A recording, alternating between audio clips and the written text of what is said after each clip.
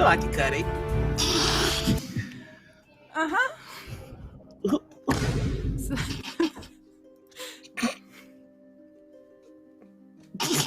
I will murder you slowly. Hi, everyone, and welcome back to these lovely, lovely fuck-ups that totally just didn't break Twitch TOS. How are you doing, guys? Are you alright? Are you very scared of me now, Noir? Because you should be. I'm ready to die. No, we're all friends here. We're all gonna have fun with Song of the Deep, the Frozen Wastes. Now, who do we have here today? You might know them from Season 1, you might know them from several places on the internet, but please do introduce yourselves. And you know what? Let's start with the Colin, who's playing Bastien. Who are you playing today? What's Bastien like? I'm playing Bastian, you spoiled it. Jeez. Hi, friends. I'm Colin. I'm at Colonomicon, and yeah, I am currently high up in the middle of nowhere with very limited bandwidth, so this will be fun. Hence, no costume or anything. I'm on vacation at the moment. But even being on vacation does not stop me from playing Bastian Kumara, your bard boy of the group. Known by many names, but chief among them being Sad Bard, after the unfortunate events that befell him throughout Season 1. But I, however, despite the fact that if the title wasn't a giveaway, things are going to get a little colder, a little chillier up in here. I am hot to trot for Season 2, and I think Bastian's going to have a much... I believe Bastian's going to have a much better time this go-around, but Leah is still my GM, so I'm not convinced, but I am hopeful. Hope springs eternal.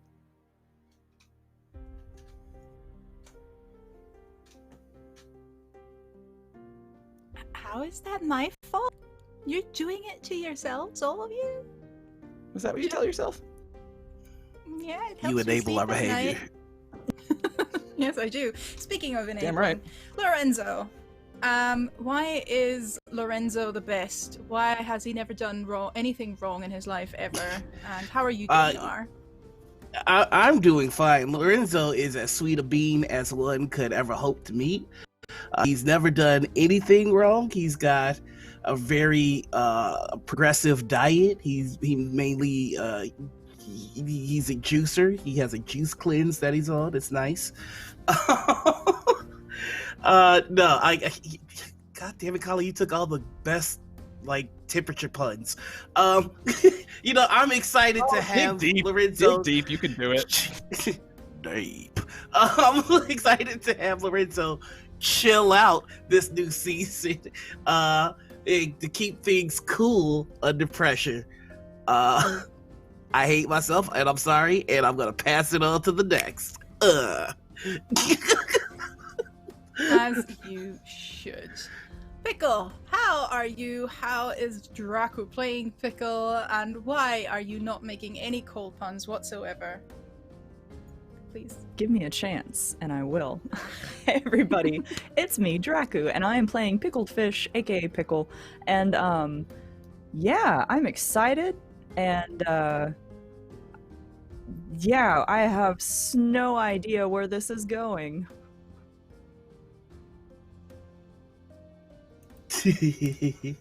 That's it. That's all I got. Hi, everybody. So mad.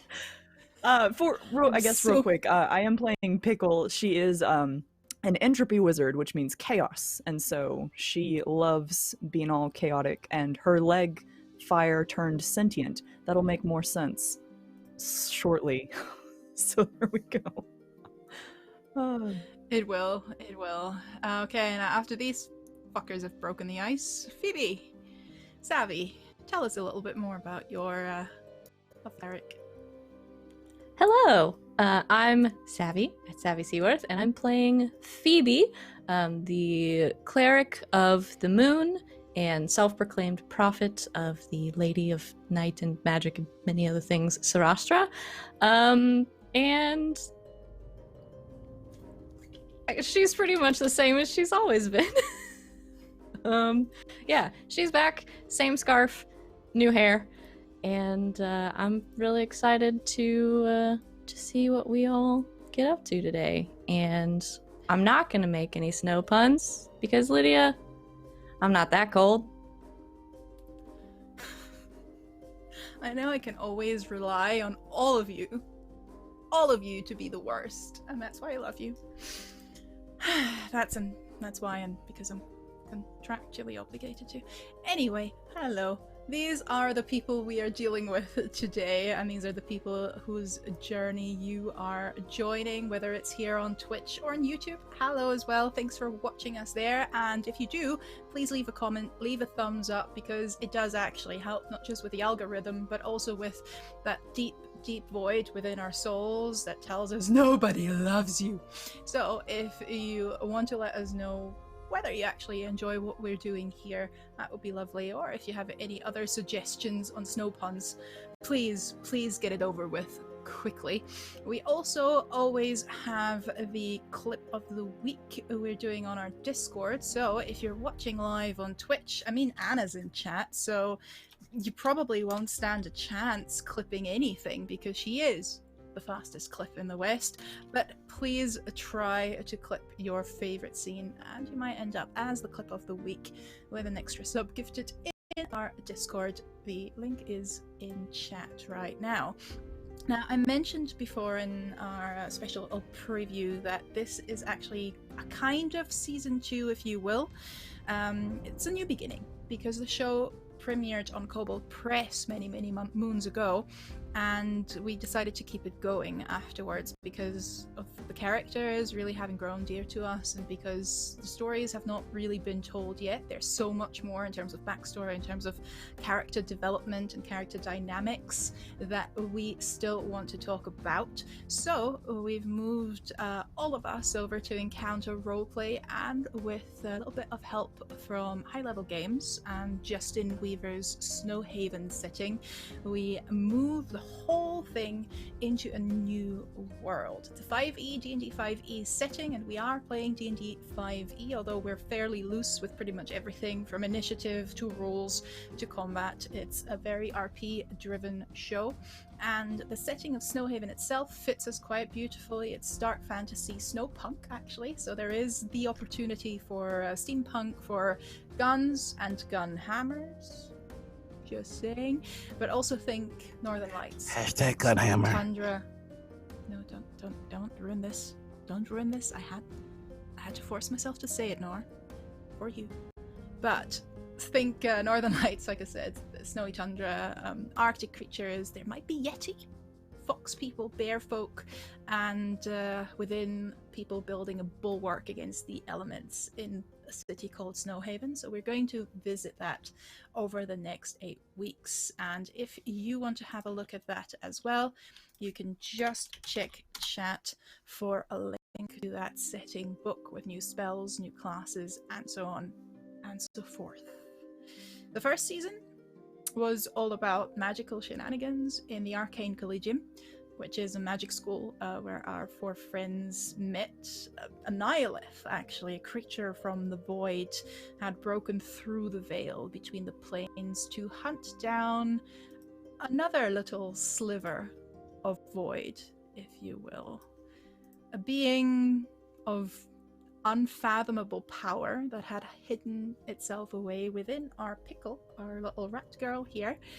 It is quite a special creature, though, a creature made of pure chaotic magic, existing beyond anything mere mortals could really understand or perceive. So naturally, our 4 mortals named it Fish and decided we're going to keep it.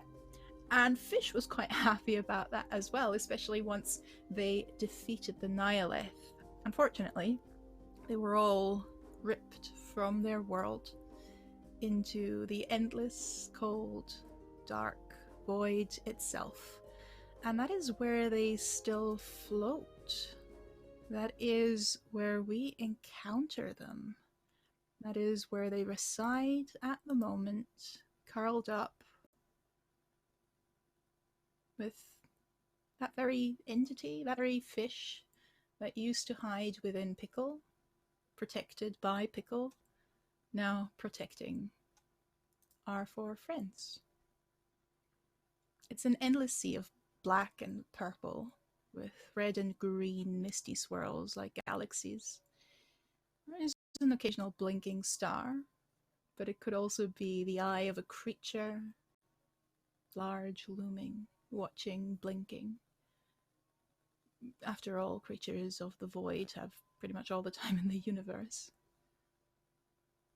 But for fish, time has become something much more tangible, now that it has spent so much time within the mind of a mortal, a ratfolk girl called Pickle, now that it's sharing a bond with Pickle's friends as well.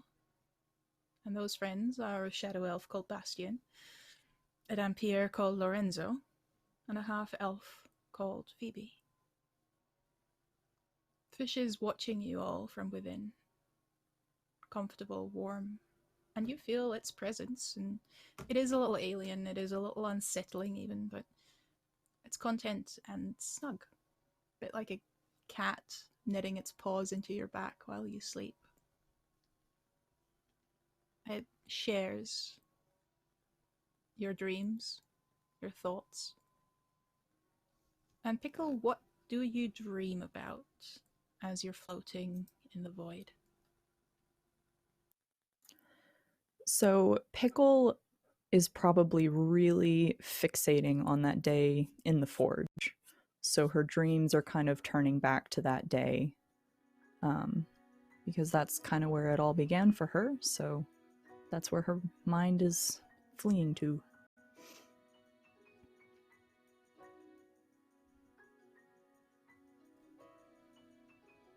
Is it a comfortable dream? She's pretty happy with it for now. This isn't the day that everything happened. So she's just the happy memories of working with her adopted mother, essentially, how she would fondly think of her. And kind of working in the forge, she was given a little hammer of her own and a little anvil to kind of pound the steel. She kind of wipes a little bit of sweat off her face, but this is her element. She feels happy and comfortable. She's making something. She's helping out where she can. And she's just diligently working.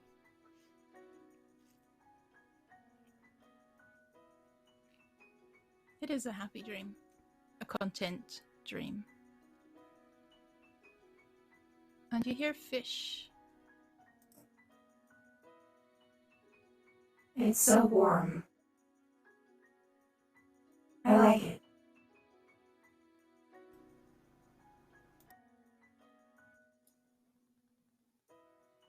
Do you miss it sometimes? And Pickle kind of pauses in mid-swing. Yes, I do. It was always very nice, and it just feels so good to be able to make things for people. There are some things I don't miss, but times like this was very nice. It was. It's where I met you. It's where you found me. That's true. That was the day later on. And she kind of looks around, kind of familiarity setting in. This is where it happened.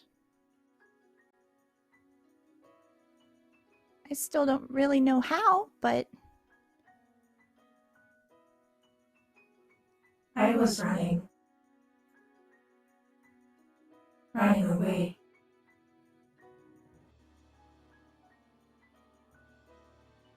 I wanted to see what's there beyond the void.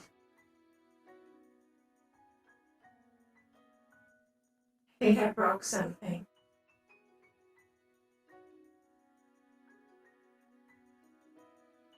well, that's okay. I broke a lot of things in the forge. Miss Ruby Bauer wasn't really happy about that sometimes, but we were always able to fix it. So if you did break something, maybe we can help you fix it. That's what friends are for.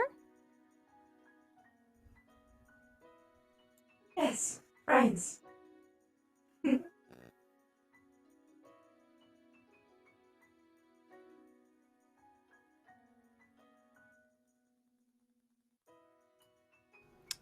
What does Bastian dream about so far away from his home? Sebastian's own great surprise, he dreams about his home. That he tried so hard to leave for so long, but on a level he probably won't admit aloud. It's still made him. It's still where he's from. It's still who he is. And despite all the time he spent running from it, he'll never stop loving it. And there's a spot that, among the few kind of happy memories he has from growing up there, there's a family vacation spot, not far from where they grew up, in the Shadow Realm. There's a vacation home that his rather wealthy family had in the mountains near a lake that was just a peaceful, quiet place where he could be alone and play his music without any fear of judgment from anyone. No one could look and laugh and mock him. And it was some of the few times he had with his sister that he remembers and really enjoys. And I think in his dream, he's back there. He's sitting at the lakeside, sitting cross-legged on the sand with whatever tiny little stringed instrument he had back then. This is back before he had a dulcimer. But I did actually bring a ukulele with me on vacation, so he's just sort of sitting there remembering how good it felt to learn, to feel music coming off of your hand for the first time, and realizing that he's making something.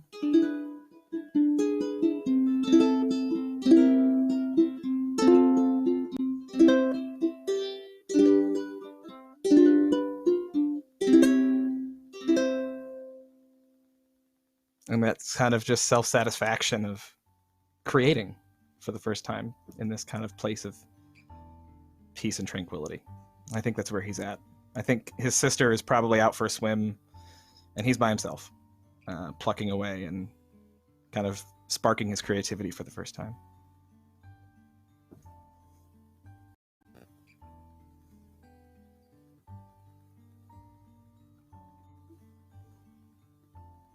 He never swims out of earshot.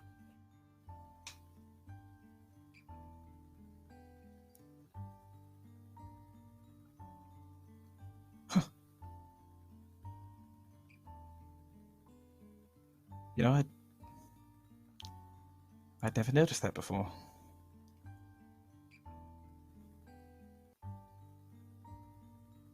But in your dream, I think you did.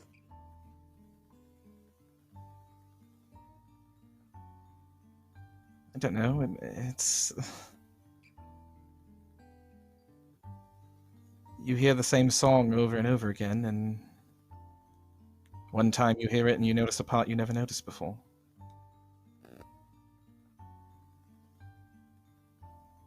I like your songs.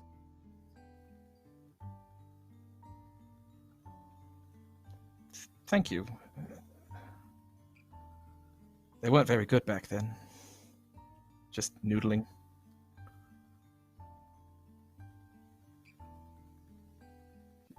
I had was many nice. sisters, many brothers. We would all sing together.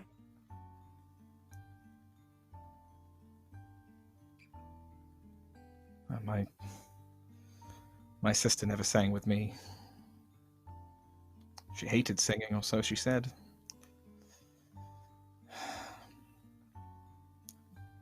Would you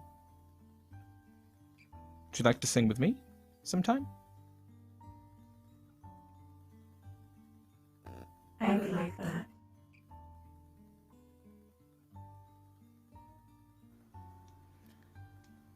And you feel All right.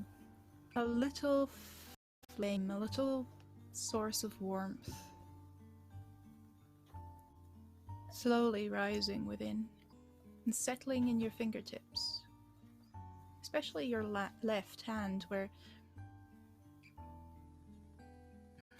that scar, the scar that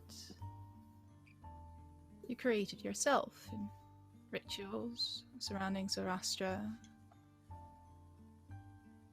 where it would lie as almost a mark of honor for a shadow elf, but there is something more to it now.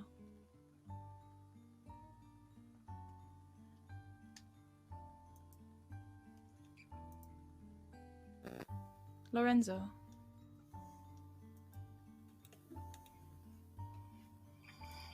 Yes. What do you dream about in the void? He would dream. He would dream of the moment that the storm saved him. The first time on his family ship, and then the second time in the River of Blood.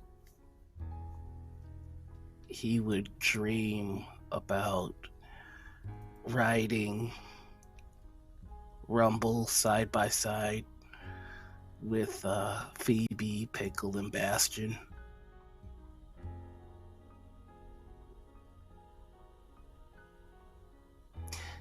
Yeah, he would dream about no longer needing his axes, no longer thinking about his thirst. And there'd be maybe a slight moment with another shelf in the dream. But that's about it.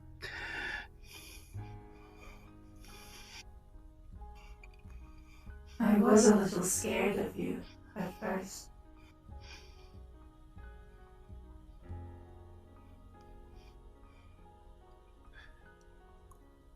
I can't fault you for that. Most people are.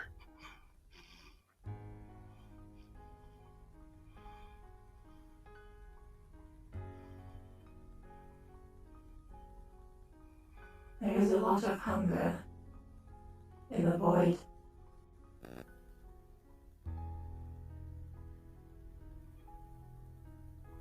There's hunger outside of it too. I know that How now. do you endure?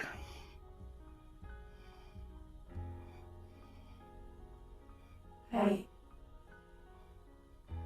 don't understand.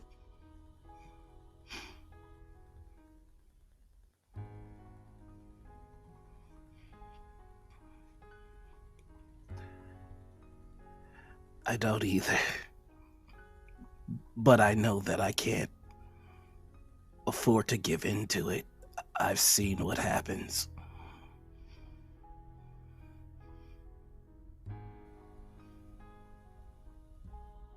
That is wise.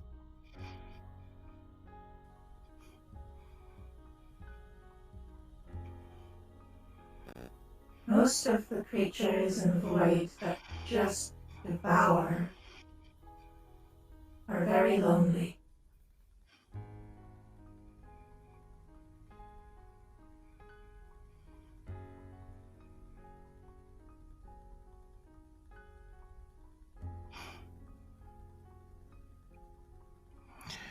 For a moment, I had as much as I could devour, and I was happy. But I was also terribly lonely.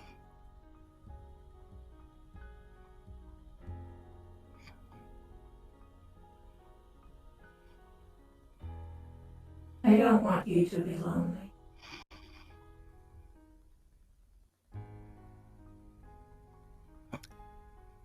And I don't want to be lonely. Thank you, fish, for protecting my friends. My friends too. And yours. I'll be with you now. And you Then I will. feel. Yeah. He's just gonna say, then I will protect you too. And you feel a warmth rising, almost like an embrace that you so rarely ever felt growing up. That you only really started to, well, at first endure, but then perhaps enjoy a little every now and then. When you met Bastien, Phoebe, and Pickle at the Arcane Collegium. And a little bit of that warmth remains around your back.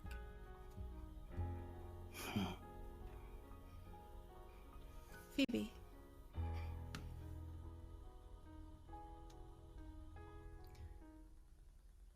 What are you dreaming about, floating in a void without a moon? Phoebe is dreaming about the sort of grassy area where she used to hold rituals in the moonlight, particularly one of the first ones she was ever allowed to be in charge of without supervision, and everyone sort of sitting in a circle around these lanterns that she has set up and painting together. Who is there with you? A small group. I think some faces she remembers, some faces she doesn't. Some students, a couple of friends from the school, and then sort of off to the side, I think Pickle and Lorenzo, and then Bastian sitting next to her. I think she very vividly remembers him offering to play music.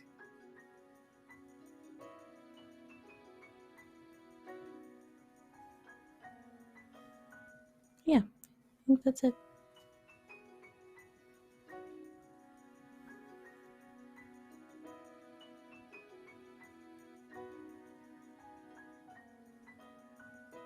You look at the moon, almost like it looks back at you.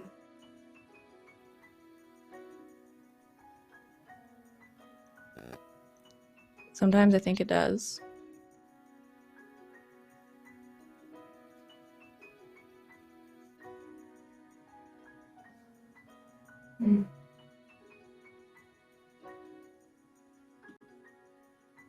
I don't remember anyone watching over me.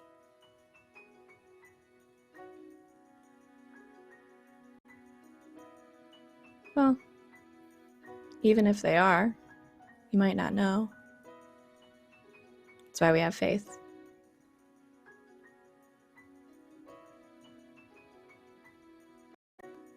I don't know what faith is.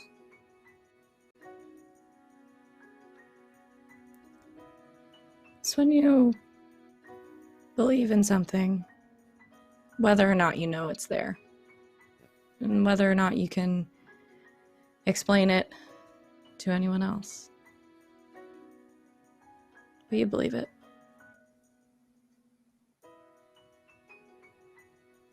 I didn't know a lot of things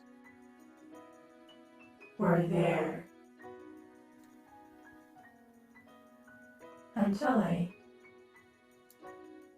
met Pickle. And you.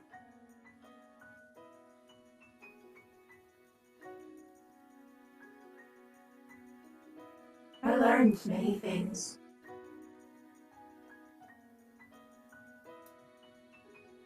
think we learned some things from you too, Fish. Yes? Yeah.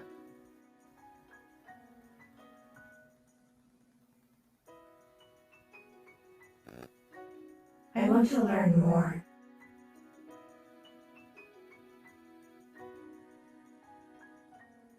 That's I good. want to see more. I want to break through the veil again.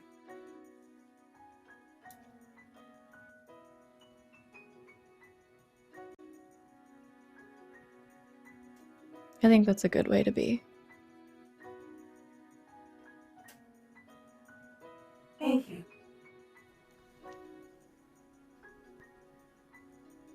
And there is a light illuminating your field of vision, similar to what it felt like staring at the full moon during one of those very rituals that you were dreaming about. You feel warmth settling around you, settling around your head, like a halo almost. As you all open your eyes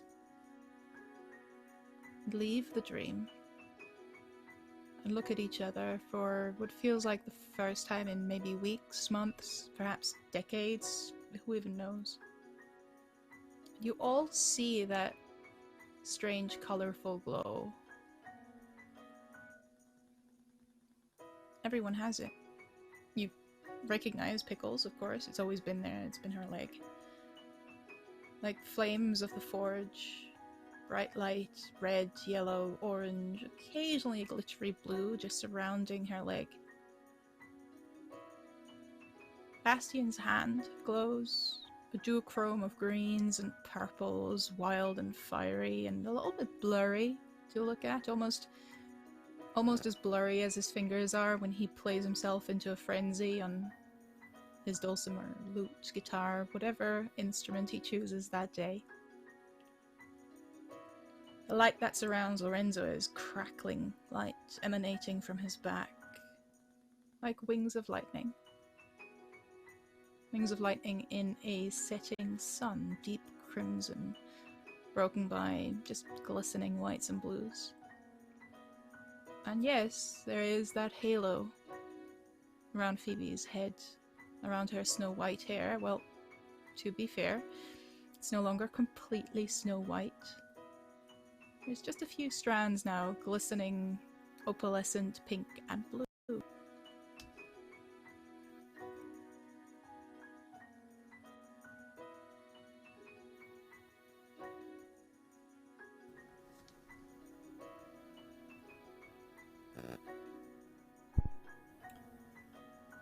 It's good to see you all. Phoebe, I really like your hair. Thanks. Oh, it's different. Yeah. Thanks. Yes, it is. It's very nice. Very colorful. Yes, very colorful. This is new.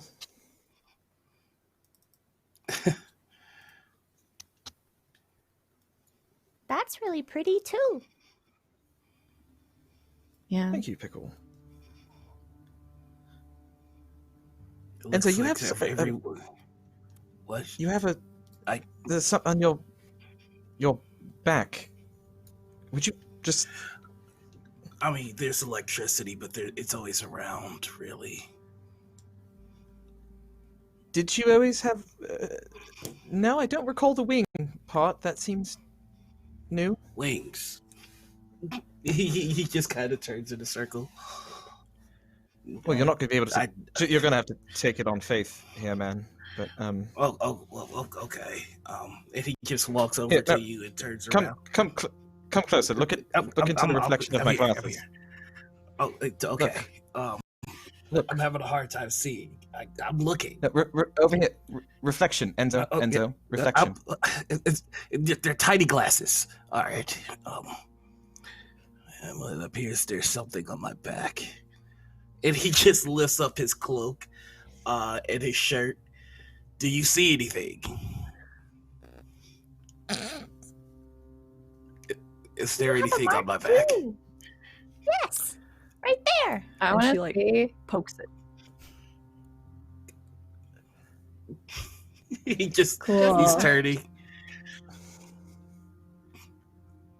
Yeah, there's something there, That all is- right. Wait. Did you poke where the mark is? Right there. That is Pokes that it. is rather low. That is rather low on my back. Did you lose a bet or something? No. It's did you I mean, it's cool. It's all very cool. The whole effect is no? very cool. It's just- Did you get to um, choose where your mark was? It's perhaps in a manner of speaking. I suppose. I mean, I already had a scar there. So I but did not you? choose this. No, I didn't. Uh-huh. Mm-hmm. Well, you look great. It's very It doesn't useful. shine through the cloak, does it? I thank you. And yeah, it does. It does a little. Does a bit, yeah. Okay. Maybe a few more layers. Yeah, I go a couple more layers. When he says a couple more layers, he starts to look around. Where are we? Nowhere.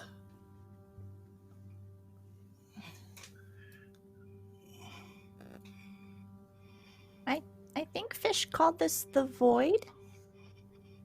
So, nowhere is right. Well, at least there's good company. Yes, but where's Fish? Fish, can you hear us? Pickle like instinctually looks at her leg. Bastian also I'm looks at here. Pickle's leg. Oh. And you can all hear the voice again. Oh. I wouldn't leave. I'm with you. Fish, did you do this?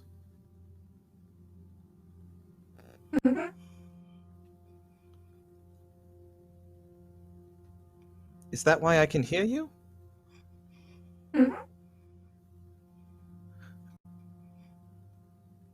Okay, I'm not angry at all, but some warning or permission maybe next time. Oh. I'm sorry. It's all it's fine. It's I mean, you didn't give me anything on my lower back, so it's not all. Really, Bastian? I'm sorry, Enzo. I just please put your shirt down. I can't take you seriously right now. He just puts his shirt and cloak down in a huff. When you were thrown back into the void,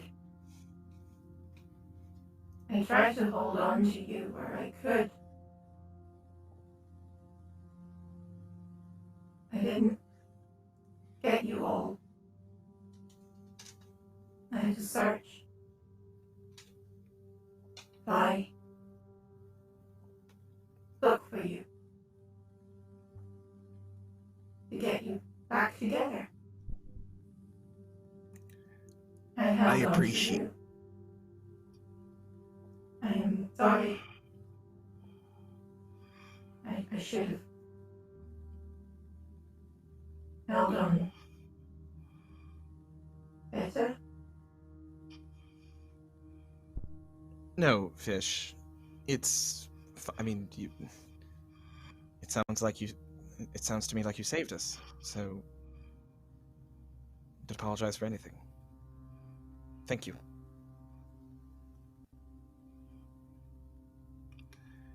We do appreciate it.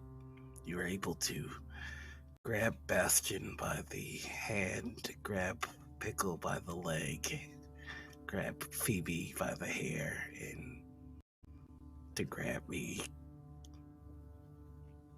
Are you back? Yes, it is appreciated.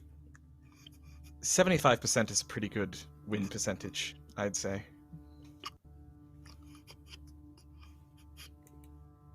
Where do we go now?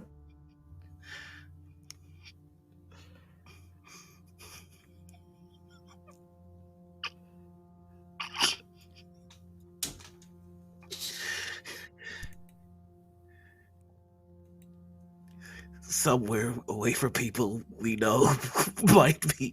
No, that was ill-timed humor. You're getting better at the jokes, though, I have to say. You're improving rapidly. What does your sister think about tattoos? You're not going to like it. Nor will she. They just send us somewhere. There are many places I want to see. There are many things I want to learn. Can you take me there?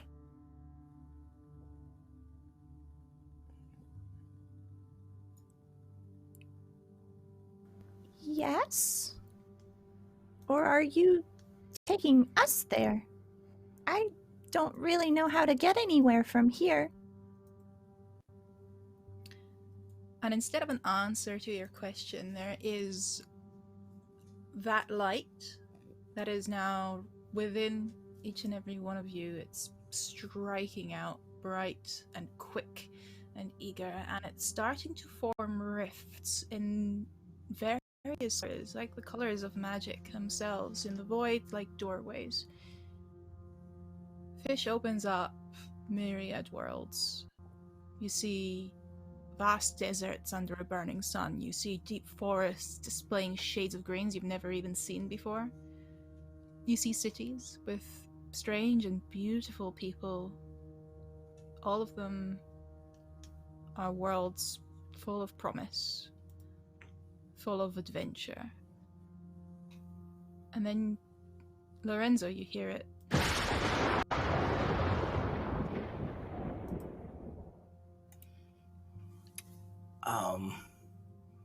His head snaps at whatever rift that came from, and he's not even thinking about it. He takes a couple of steps forward, and then he just gets himself together.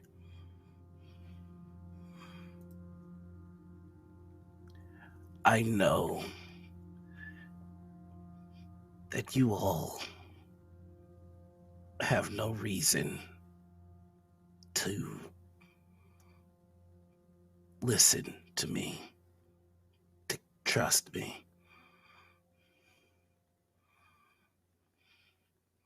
But the storm calls to me, and it has never led me astray.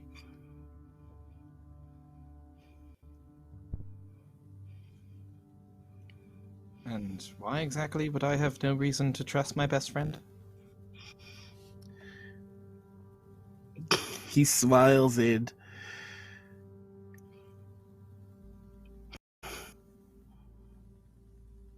because your swordsmanship isn't perfect yet. Oh, you son of a bitch.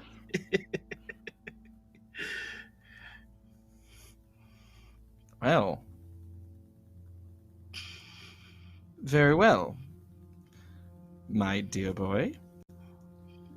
Take me where you wish, lead me to your storm, and we'll have to practice our swordsmanship together now, won't we? I will. I'll beat you and eventually. He just kind of looks at his empty holster, his empty sheaths, and he goes, "Well, I will need to find something to arm myself with first." Nothing so barbarous as an axe, eh?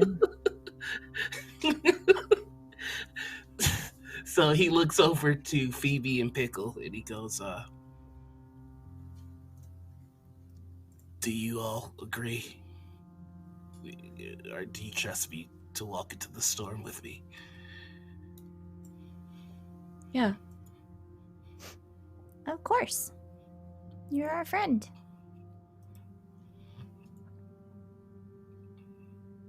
"And you fish?"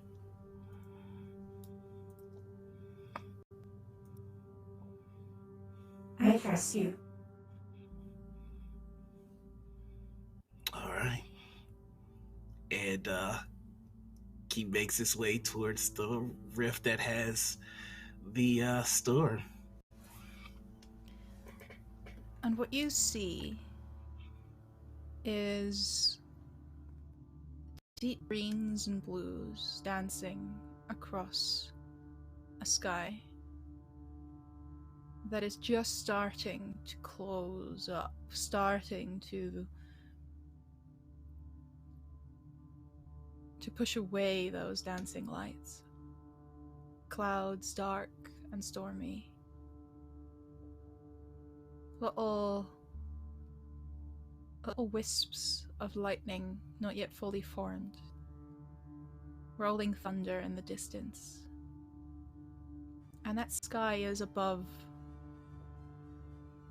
a frozen waste. It is pristine snow.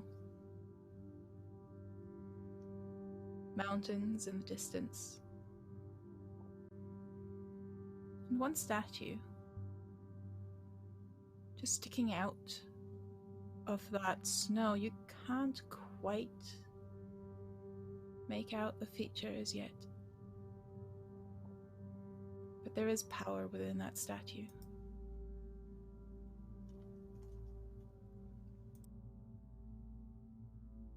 I can take you. Us.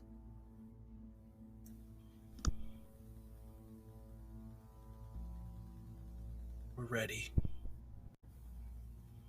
I will need to rest for a while.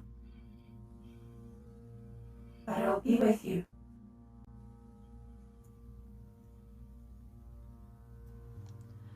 We'll be with you. And you feel Get your rest. a little bit of vertigo, just like you did when you entered the void forcefully. But there is almost a sense of someone trying to keep you stable. Someone trying to make this ride as smooth as possible. But it's not smooth. It's not mild. It's not nice and sweet. You are flung out of the void and into a completely new world. And as soon as you open your eyes again, you are within the elements. You are within that snow drift. You are right in front of that statue, but it is cold. It is icy cold. The storm clouds still rumbling above.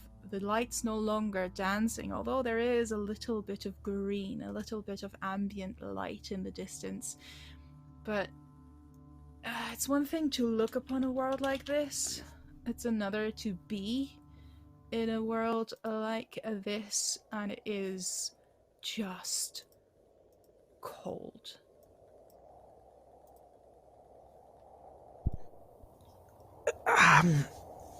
Enzo, Yes. you said the storm never led you astray. Does the storm Yep. provide cloaks? Usually the storms are more wet than they are cold. Yeah, But times are changing, Enzo, clearly. noted. Pickle, Phoebe, how are you? Cold.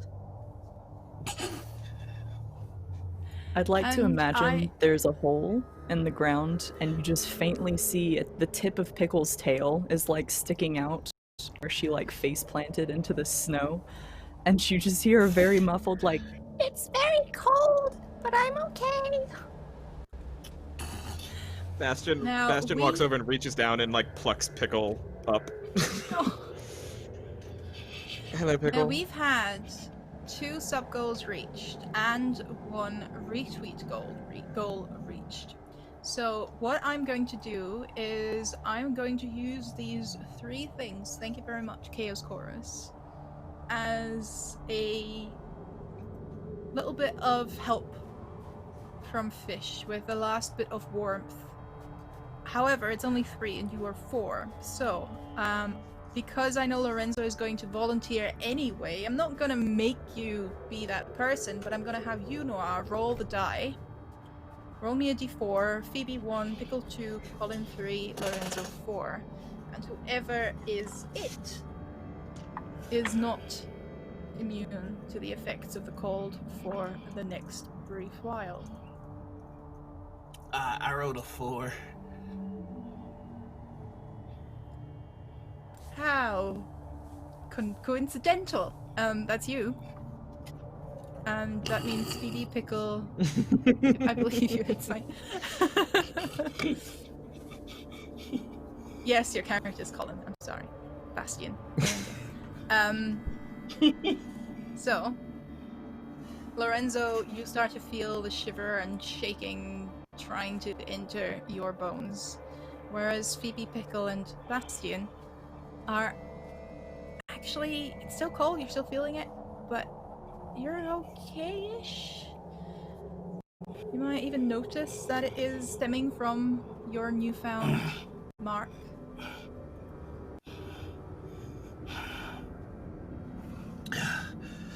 Okay. Is yours not? Lorenzo's just gonna tighten the cloak around himself. Let's press forward. The snow's really deep, as Pickle said. I want to put Draco, if you're fine with that. I want to put Pickle up on Bastian's shoulder. Absolutely. Right on. Hold on tight, Pickle. The wind's awfully high. Okay. and she like cowers Now- over your head, so it's like a hood of rat folk just on your head. A rat hood.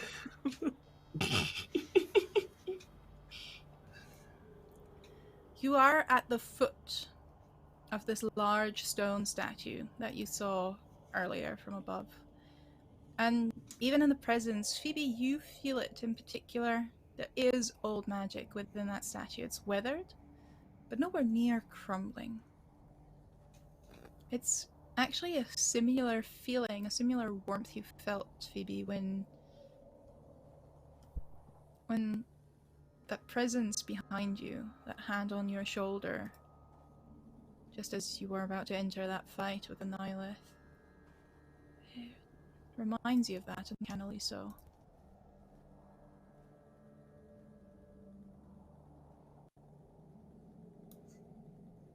There's magic here. There.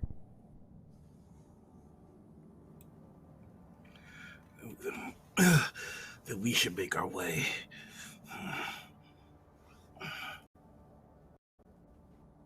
What is it? Feels familiar. I don't recognize the figure.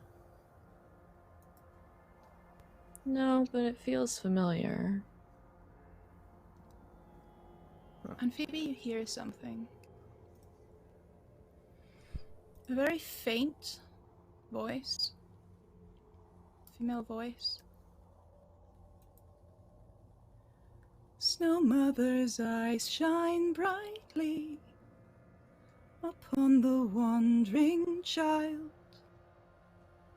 May you dream ever lightly of summers warm and mild. Her song will keep the beast asleep. You'll follow soon the dreamer's moon.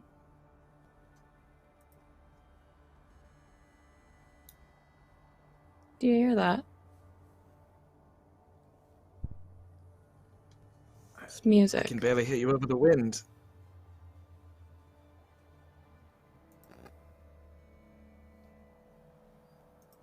Who's the Snow Mother?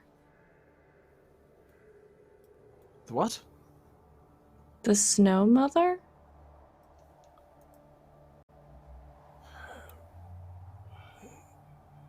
It's no one I've ever heard of. I get it. I get it because it rhymes. It sounds like no one I've ever heard of. Oh. Just keeps going. Lorenzo, make me a con save. Not for the pun. Yep. I knew what you were gonna say.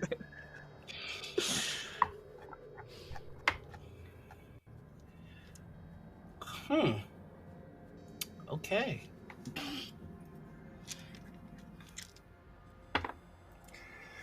$13, $17.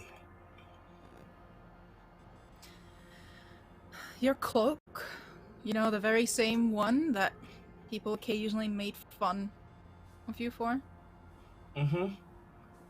You invested well in that. It's proper wool. Proper Highland sheep wool. There's pylons everywhere, so that works. And you're pulling it tight. And it's keeping the elements at bay a little bit.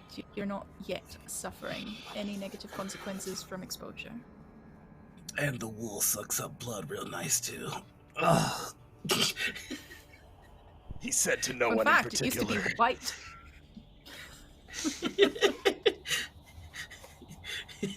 Lorenzo endorses this cloak.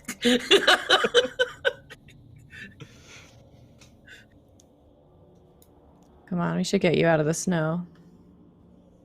Yeah. Keep walking. You are starting to trudge through the snow. You're starting to make your way through snowdrifts that are more than just knee-deep. Underneath, there are some frozen parts that you can somewhat stand on, especially Bastian. Phoebe, Lorenzo, with your heavier armor, you are sinking in much deeper. You have a hard time getting anywhere. Feels like hours that you've been wandering, walking into... Well, into what direction, actually? Because there is nothing. Absolutely nothing but frozen ice and snow. Plains. Upon, like, sinking and having a hard time getting through, Lorenzo's probably gonna buckle a bit and go, I hate to bring you to this, friend, but I need your help. And he is going to summon his mount. You summon your mount, and it is the storm cloud above that responds. The forming storm that is still in its infancy. It responds to your call, and it responds to your call in a way that seems so much purer than any storm, well, any storm since the one that had saved your life has ever sounded to you. The lightning that strikes illuminates the shape of a horse, and you know it's Rumble. You know it's your friend, but it looks a little bit different. It is smaller. Rumble is stockier. Rumble is much shaggier as well. It is a horse made for these very, very elements and this environment. Very broad hoofs. And still that little carrot pin. And funnily enough, some streaks of its mane are similarly discolored to the marks on all your bodies. He just grabs Rumble by the head and like boops his snoot and goes, You're always surprising me, buddy. And looks like fish didn't grab you by the cheeks either, so lucky you. He just hops on and he gives a hand to Pickle. Like, would you like to ride? Yes. Thank you, Bastian. But I'd like to ride on Rumble if that's okay. Oh, sure. I will miss you acting as my earmuffs. That was very sweet of you. Please go ahead. I think maybe. And Bastian reaches into his pack and pulls out some of his rope. It's awfully easy to get lost in the storm, so everyone just grab a hold of an end of this, and we can all stay together. Of course. Yeah. Enzo, by all means, lead the way. We'll be right behind. And with that, Lorenzo's just gonna and take the lead, having Not so fast. Not quite so. having Rumble just kind of trot along, hopefully making a path with his hooves so it's a little easier for Bastian and Phoebe to follow behind. And Rumble is also having a tough time getting through the snow, but he doesn't seem too bothered or too hindered by it. Well, not as much as the mortals. And you're getting places. You're trotting along for a while, realizing that there's not much in terms of tracks. Realizing that in the distance there's no lights other than, well, lights of the storm occasionally. It is dark. Pure darkness. You try and make sure that you're not suddenly at the edge of a cliff when you notice something in the snow eventually. You notice tracks. It's hard to really make out what kind of creature would leave such tracks. Unless you make me a really good survival check. So all 4 of you, go for it. And I would also like to say thanks to Kitchen for the big crits they donated before the show, because Europeans are, of course, a little bit disadvantaged by some of the star times here. So, he was kind enough to give you all big crits before the show. Thank you. I got me a dirty 20. I got an 18. 23. Anyone beating Bastian's dirty oof? Also Hello. 23. Hey. Yeah. All right. I'm the dummy. We're all super competent With all an of a sudden. No, 18. this is weird. So just as Bastian is about to say, this is, Phöebe and Pickle at the same time say, Predator. You notice one of the prints is an actual paw print. You're, Lorenzo says it like fairly 5 seconds after. yeah. Sorry. You're fairly sure that you could be telling apart what is deer, reindeer, horses, things like that, and what is, well, something that looks like a big cat in this particular situation.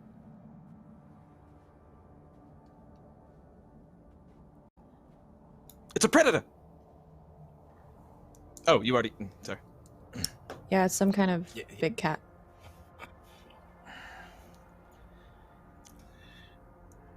Pickle, can you see where the tracks go from up there? I can try. And she like stands up and tries to peer as far as she can on Rumble. From Rumble's back, you notice that there are several tracks. 3, possibly 4. And they go around in a bit of a circle and then to a group of rocks that you now notice in the dark. The snow makes it a little bit easier to see at this point, at least to see shapes.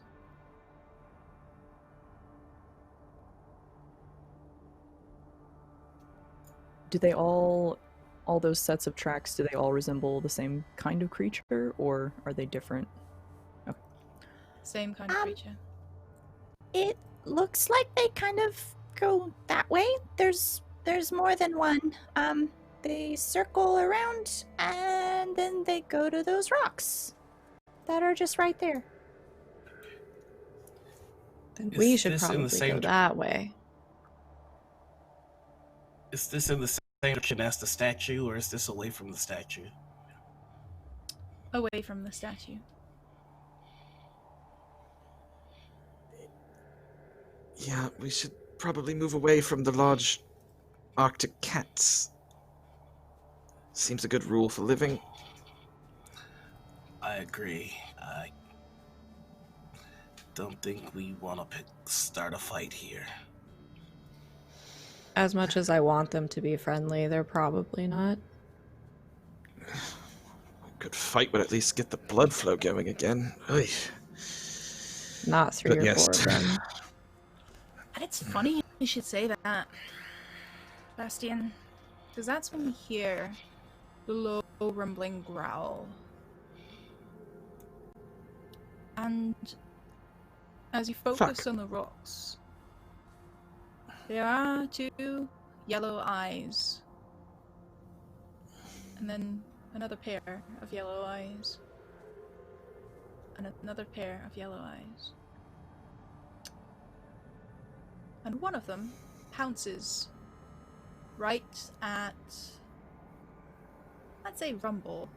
Actually, no, they wouldn't do that. They would pounce at the smallest member of the group, right at Pickle. Now, I'm going to roll my nice little snow die to see what happens as the Kakis, as they're called, decide that you look like prey. You're making a mistake. I did make a mistake. I rolled a natural 1. After Laura told me that this special die should only ever be used to cockblock Bastian. And clearly, I should have listened.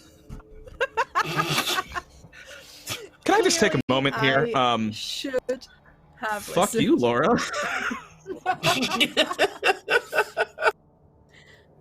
Well, if it rolls so bad, it was Ah. obviously a trap, so what you mean is, thank you, Laura.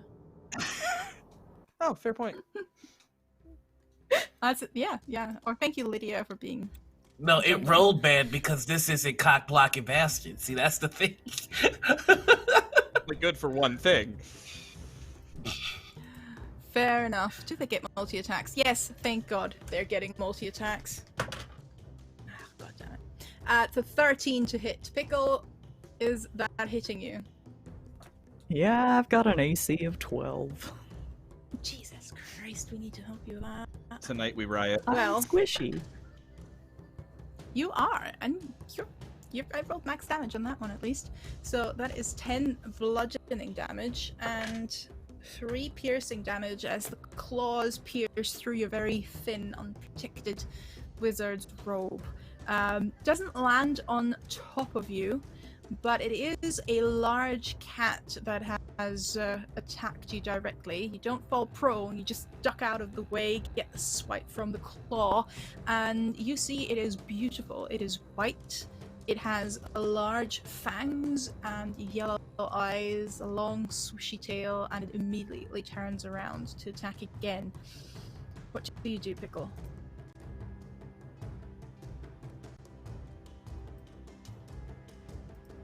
I think she's kind of startled. She's just going to go ahead and just starburst it as soon as she hits into the snow, stands up on her tiptoes, because again I'm assuming this snow is really deep, and then just throws her paw out to shoot a starburst at it. So I need a charisma saving throw of 15.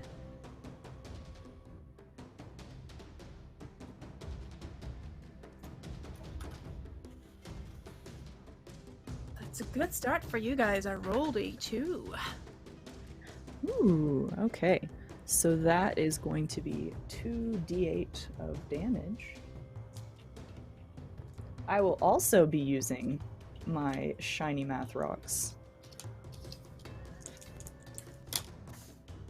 and they did very well for me. That is 12 damage. 12. Now you see the star burst, immediately striking the creature to the point where it just retreats blinded by the light hissing. Thing is, though, the actual stars that spark out like little fireworks hit a lot of the fur. So, didn't take full damage, I'm afraid. Now, we have 2 more creatures at the rocks. I will say that you were all aware of their attacks of their presence at this point, so I'll give you the round and I'll have the creatures go last. Pickle, feel free to hand off initiative to whoever thinks you'd ask for help or you'd want to go next. I feel that she would probably look to whoever was closest. And I guess, having just been knocked off of Rumble, she'd probably, like, look at Lorenzo, like, do you see that? Like, freaking out a little bit. Yeah, Lorenzo would immediately get off his horse as soon as Pickle was knocked off. You know, just for a reflex, he reaches to the sheaths and sees, right, okay. And then he goes to the one that just attacked her, and he's going to cast Thunderous Smite. And his hands just crackle with energy, and he's just gonna socket one. So. I'm assuming you're taking the one that attacked Pickle. Mm-hmm.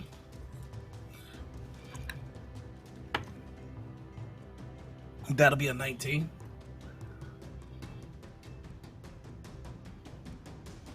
Yeah. Okay, it's an unarmed strike, so it's only gonna be 4 damage, but with Thunderous Smite added on, it should do a thing. Yeah, the creature has to make a strength save, DC 15. I'm afraid that is making it. So you're trying to hold on to it, you're trying to force your will upon the creature, but it is elusive, like a kitty cat. Okay, so what happens is if he would have failed it, he would have been knocked 10 feet back and prone, but he still takes the thunder damage. And just for flavor, when he punches this thing, the sound of thunder can be heard from 300 feet away. So, let's see. That is going to be 11 damage on top of the 4. So 15. Just.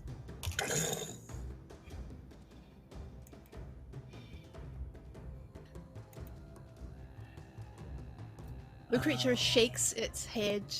The creature is definitely a little bit deaf after this one, and angry. Phoebe and Bastian, who are you wanting to pass it off to out of the 2 of them?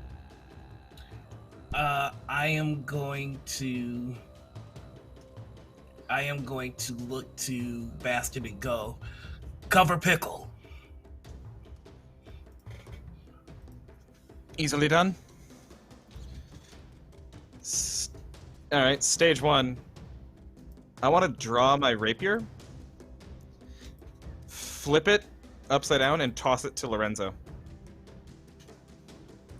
Homeboy needs a sword. I don't know what kind of action you want to call that, Lydia. It's the action of friendship and brotherly love. Oh, bless. Cool, because I'm also going to give him action of Bardic Inspiration with that, bromance. too. That's a highly inspiring Well, sword. that's a bonus.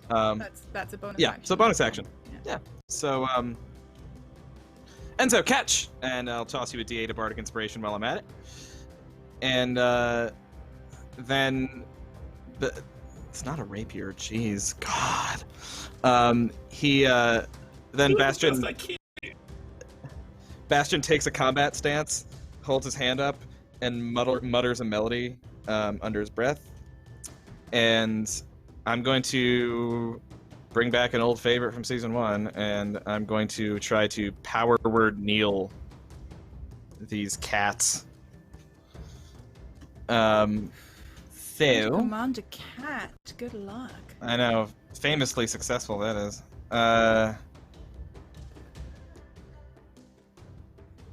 So it's up to 50. There is no save until their second turn, so it's up to 55 hit points worth of creatures kneel down that are within range, and the range is 60 feet. So it's within 20 feet of a point that I specify within 60 feet. So however many I can catch in there. I'm afraid the only one you can catch right now are your friends if they are below 55. Oh. Okay. Cool. Then that's stupid. In that case, I'll just fucking lacerate the cat that just attacked Pickle. That's more fun. So lacerate needs to make a con save, DC 15.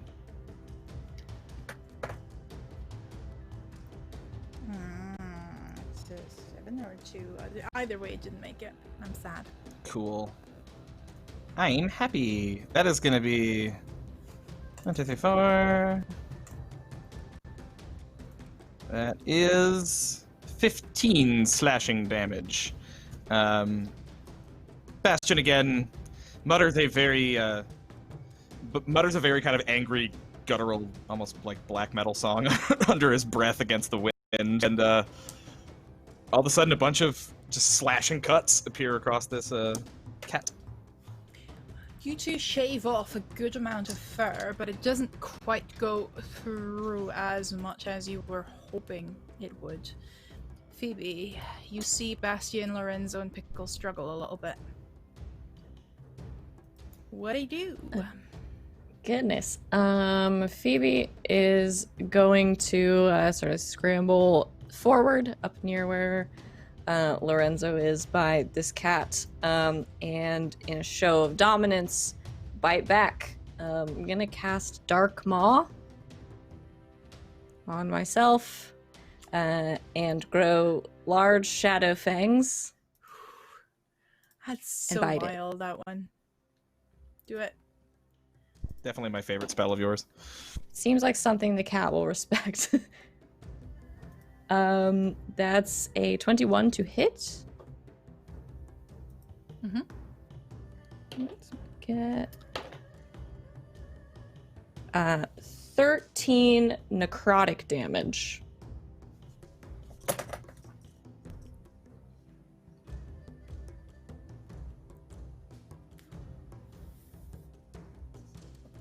Now, you do sink your maw, your shadowy maw, into the cat to get halfway through the thick wintry fur, and you realize you can't quite reach deep down into its back. You're getting it, trying to do it from the top, like, you know, a mother kitten with its a mother cat with its kittens. It is starting to buckle wildly and trying to get rolling through the snow with you attached, and there are 2 more cats closing in. These are similar in size, similar in ferocity, and they attack immediately, and they are going for Phoebe and Pickle again. Phoebe, that is, holy shit. One of them is a natural 20, and the other one is a dirty 20, so I'm assuming both of these hit. They do. You hate to see it. I mean, I'm getting a couple of d6s at this point. So, you know what, natural Lydia? 20 Really quick. hit. Lydia, reaction. Cards, Unluck yes. on that. I'm gonna make him reroll that natural 20. That sounded like a lot of clacking. I'm just saying. Yeah. Yeah. Reroll that nat Still 20. hits, but it doesn't hit double. So that is a good spending of that spell. Your reaction is done for this round. Not that the round lasts for very long. And Bastian, how are you distracting creatures so as to say Phoebe? as it charges, Bastian scrambles and reaches over his back and grabs, just like forgetting he doesn't have a sword anymore because he just threw it to Lorenzo. Is like reaching for something, realizes there's no sword, and just like quickly grabs his ukulele because it's the only thing he has, and just like hits it, just to make a bunch of noise to try to get its attention and throw it off for a second. You hit the ukulele halfway across, then start playing it. Looks around and still bites down onto Phoebe, but you can tell it was momentarily distracted by the attack. And we have 9, 11, and 19 damage all in all for Phoebe.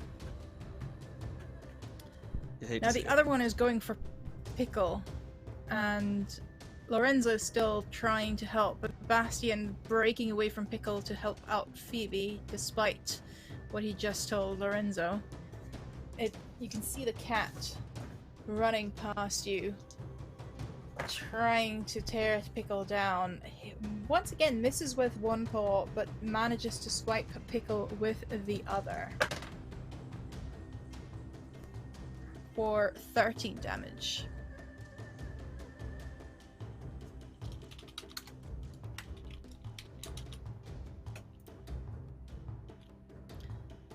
And who are we passing it on to at this point? I think Lorenzo. Oh, Lorenzo would like to go. Seeing what's happening here, seeing this. Yeah. Yeah, he's a little less than happy at the moment. So we have a 20, right? Yeah, okay, just checking. Are you gonna be a smitey bastard? I'm about to be a real smitey bastard. He's going to walk over to the one that hit Pickle, and I would like to, as a bonus action, cast Thunderous Smite, and then use my action to attack with my nat 20, and then I would like to pump a level 2 Smite into that as well. So that is good. A rapier is a what? A 1d6? D8. It's dex based. D8 plus dex. Ooh, I am not a Dexy boy though. Isn't it either? Because it's finesse, right? So it's either strength or dex, isn't it? Or is it always dex? I always forget how that works. I think it's. Yeah, I would always go with dex. Yeah. Yeah, it's just dex. Alright, so that is 4, 5, 6. Well, so 8, 9, 10 for dice damage. So 10 dice damage. And then I need it to make me a strength saving throw, please. For the Thunderous Smite. Yep.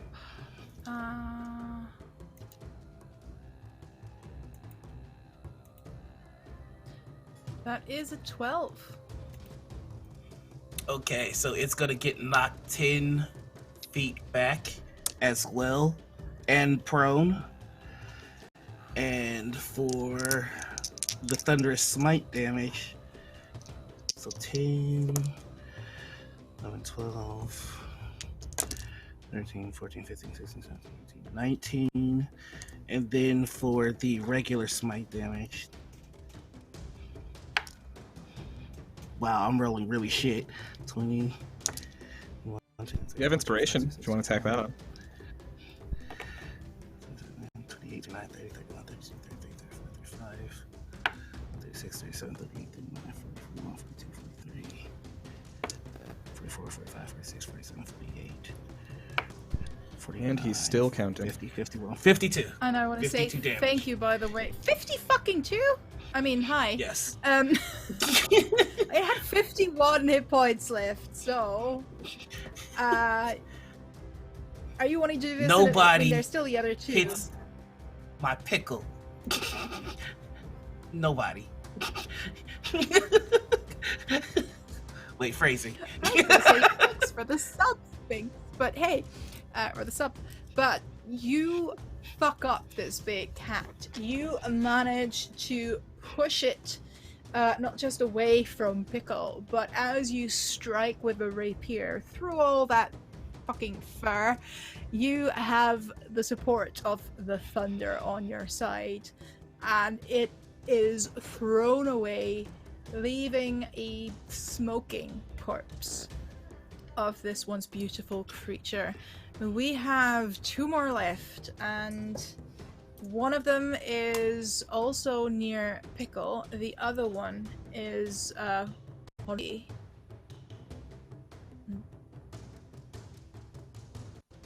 I'm saying, Phoebe, that you have your maws upon the one that's still in Pickle, unless technically it was the one that Lorenzo just kind of yeeted away from underneath your mouth. So you might, you might want to grab onto something new. But there's still 2 cats there. I'll do that if one of them is going for Pickle.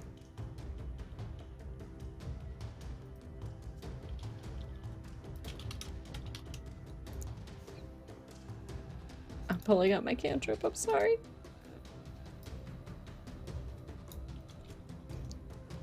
But yeah, I'll cast Dark Maw again and latch on to the one that's going after Pickle. For a 24 to hit. Definitely.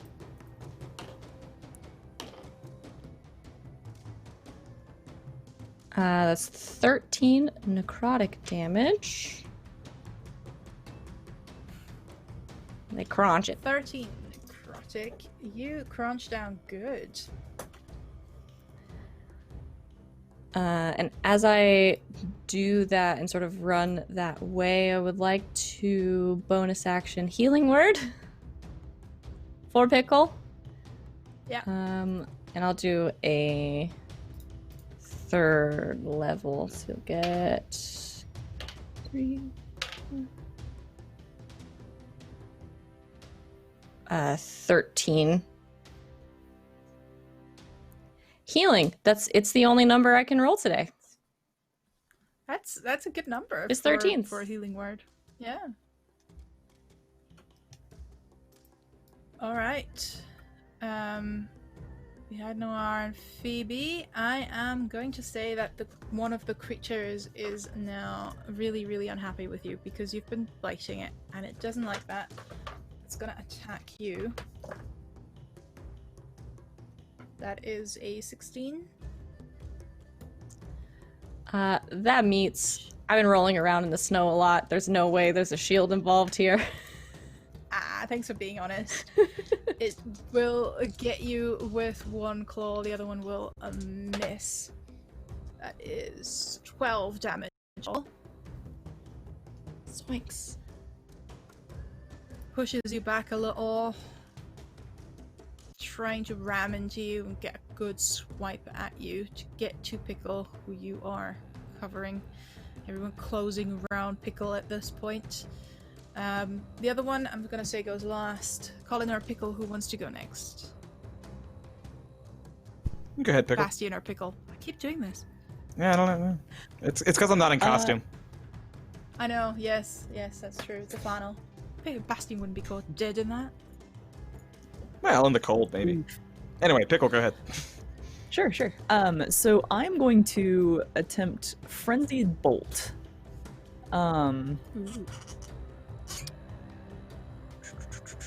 So here we go. I'm gonna aim, I guess, at the closest of the 2 cats. Yeah, that's... And that is a 15 to hit. That does hit. Okay. Oh, thank Go for it. goodness. I was literally about to burn my crit to make sure this did hit, because this is gonna hurt. Okay, so that is 3d8 damage as random damage. So let me roll a d10 to figure out what kind of damage. It is lightning damage. You proud of me, Lorenzo? Nice. So lightning damage. That's 8, They 13, grow up so fast. 19 lightning damage. Holy shit. Now my attack roll was odd, which means that the bolt also leaps to a new target of your choice within range that has not already been targeted by Frenzied Bolt, requiring a new spell attack roll to hit. Now, if I'm reading this right, does this happen on the same turn, or would that be next turn? Let's do it now, because I think it's fucking cool. So you Okay, looking I at think it's Lorenzo legit. going, "Are you proud of me?" Lorenzo. Just the little nod, a little bit of incentive, that little bit of affirmation, just the lightning suddenly flares and jumps onto the next beast. Make me another attack roll. The storm She's is so proud of strong in herself you. right now. Oh, well, that was a nat 1, so... The storm is just okay in you. The storm is okay with me. You just need Okay, practice. so...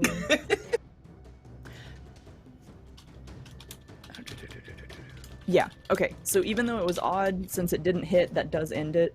Otherwise, if I had hit again, since it was an odd number, then it would have continued to leap around to my friends. So I'm actually kind of glad it didn't hit. So, yay! So that was just the 19 damage to the 1.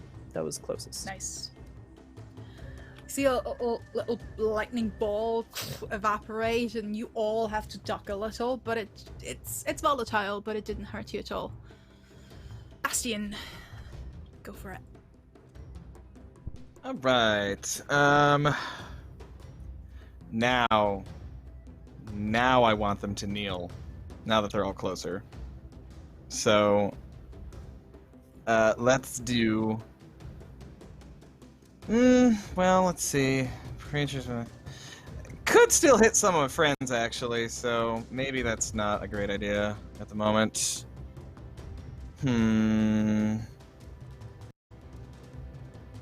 Yeah, you know what? I haven't done this in a while. It's a new season. This ought to be fun. I'm going to target one of them and make it dance. I'm going to make a kitty dance with Earworm Melody. So Bastian covers his mouth and kind of like does that thing where he's kind of like whistling through his hands, and whistles on the wind a little. A catchy little jaunty tune, and I'm going to. I honestly, it doesn't matter to me which one I target. It's a con save either way. I'm sorry, a wisdom save. Wisdom save. Excuse me. DC 15. I think that should make it. Yes, plus Does 115 exactly. Okay, do it again. I'm gonna burn that my reaction for the round to do it again. That's a 2. There we go. All right. Yeah, eating through spell slots like popcorn, but whatever. That is so with Earworm Melody. Only the one that was targeted can hear it. It makes a wisdom save, and at the start of its turn, it will take 2d4 psychic damage as the melody plays over in its head. Now, which one yep. are you getting? The one that Pickle just attacked, or with the lightning, or the still unharmed one? Yeah, let's go with the still unharmed one. Yeah, let's go with the still unharmed one. Yeah. So that's the one that is, yeah, still getting its go. So what did you say, 2d4? Yep, 2d4. Roll me the damage as its turn is next. Okay, sure. Rolled like hot shit. That'd be 4 damage. 4. Psychic damage, specifically. Yeah. And this one has been circling you, has been watching you every now and then, taking a swipe at Phoebe, a swipe at Pickle. It smells the blood, it smells the hurt in both Phoebe and Pickle, and is going, again, smart predator for the weaker target.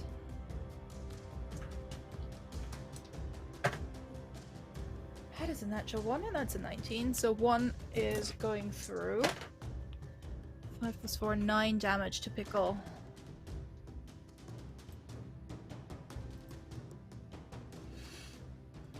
Pickle, would you like to react to that right away? Lydia, it can repeat its save now if it's the end of its turn. Ah, thank you. Nope. Heyo. Still, a big snow leopard cat has never really heard an earworm melody before, but, you know. Is it like It has kneading, now? like making biscuits in the snow? Like dancing a little bit? I wish I knew what chat was talking about with that meme, because that's probably what it would hear, but I have no bloody idea what you're on about, guys. I'll send it to you later. Thanks. No, please don't, actually. Please spare me. Oh, I know exactly what they're talking about. Oh boy, that's old internet. I'm too young for this. So, Pickle, I'm gonna attempt something. This will be the first time I've ever used this spell, so what could possibly go wrong with this? And I'm going to actually slap Phoebe. I'm sorry, you'll like this. And I'm going to like slap her on the leg. I'm retracting phrasing opportunity, and she's just slapping her on the leg. Like, here you go. Because it's make a melee spell attack against a creature that has a number of hit dice no greater than your level, which we should have the same number of hit dice, yes? Okay. And has at least 1 health point, yes? Okay. I would hope. And so now I'm going to roll... Yes. We're both of those both conscious. I'm excited for this. Okay, so that was a 64 that I just rolled. Increase or decrease the number rolled by any number up to your spell casting level, which is 5. So I'm going to raise that up to a 69. Nice. Apply and find the result on the hit point flux table, which I probably should have looked up before I was doing this. Hey, Pickle. Basically, we're about to both heal ourselves. I think. I hope. Unless the table says otherwise. I'm right there. Sorry, y'all. I'm grinding this to a halt. Here we go. I said 69. That is 25% of our total hit point is healed. Both of us. Both of us get a bump of 25%. No. Any points gained beyond your normal maximum are temporary hit points that last for 1 round per caster level, so for 5 rounds. It's almost like a little chain reaction that you feel going on between the two of you, like a back and forth, that is playing up again and again and again. And you can both see that Phoebe's hair and Pickle's leg are just glowing a little bit brighter as that chaos surges through you. Who are you passing your initiative off to, Pickle? Honestly, Phoebe. I think this kind of makes sense. Yeah. So she'll slap you on the leg, and we both kind of crackle with like this chaotic glow of energy, and we both feel better. She's just... Did it work? I think that worked. You've got this. It totally worked. I am going to, again, just in case, bonus action, healing word for Pickle. At a first level, it's 8. For you, and then I'm going to, to do that spell, keep doing what I'm doing, and summon my Shadow Fangs again and try to clamp down on this cat's throat. Go for it. That is an 18 to hit. Yeah.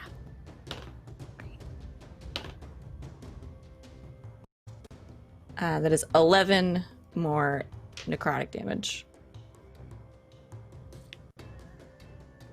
And it's a little bit strange. You all see it. That the shadow at this point is not just on Phoebe's face, creating these strange teeth that are starting to, with every time she does it, grow a little bit longer canines, a little bit more similar to the cats of this world. The shadow at this point is also starting to envelop her torso, growing a little bit bigger, growing a little bit more, well, brave, I guess. Taking a little bit more Phoebe. And she pounces like the cat itself and sinks her fangs into it. I'm going to say that at this point the cat wants to retaliate. You... Oh, hello. Is it our dancing cat or the dancing cat or the other cat? Other cat. Eh. The dancing cat is with you. The other cat is between Pickle and Phoebe. Has been for a while. Gotcha. That's an actual 20. You have used your reaction, and the other one is just a 12. I'm in danger. But no,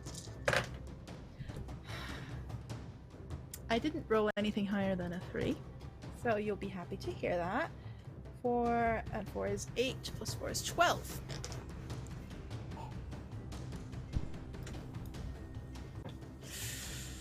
And we've had Pickle, we've had Phoebe. Phoebe, who would you like to pass your initiative on to after the cat has attacked you? I think because she's in a bad spot, I think we'll look over and sort of call to Lorenzo to try to help get this thing off of her.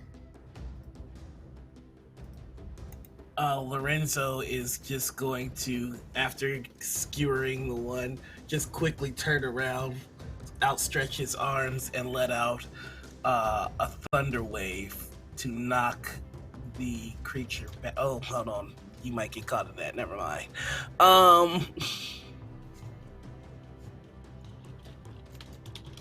Yeah, he can't do that. What he can do is use his channel divinity ability to do a storm strike on this thing. So I am going to attack.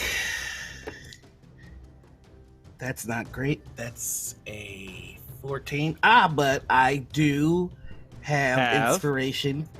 Thank you. Hey. Thank you, Bastian. Your inspiration is a what, D6? D8, my dude. I think it's... Yes. Nice. Nice. Okay, so 14. 19. Woo!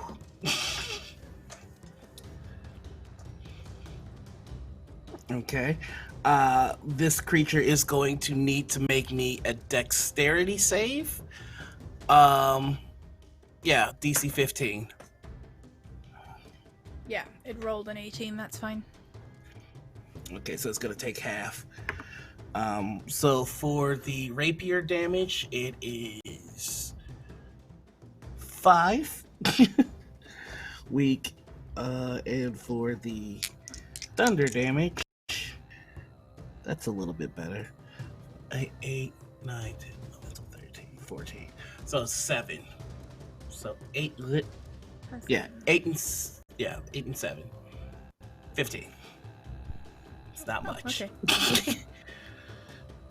Oh, we're getting there. And is that that is a action, okay. And who's looking? She's also looking hurt, right? Oh, extremely. So okay. I am just going to run over to her, trying to put myself in between her and this thing. That's about it. That's all I can do right now.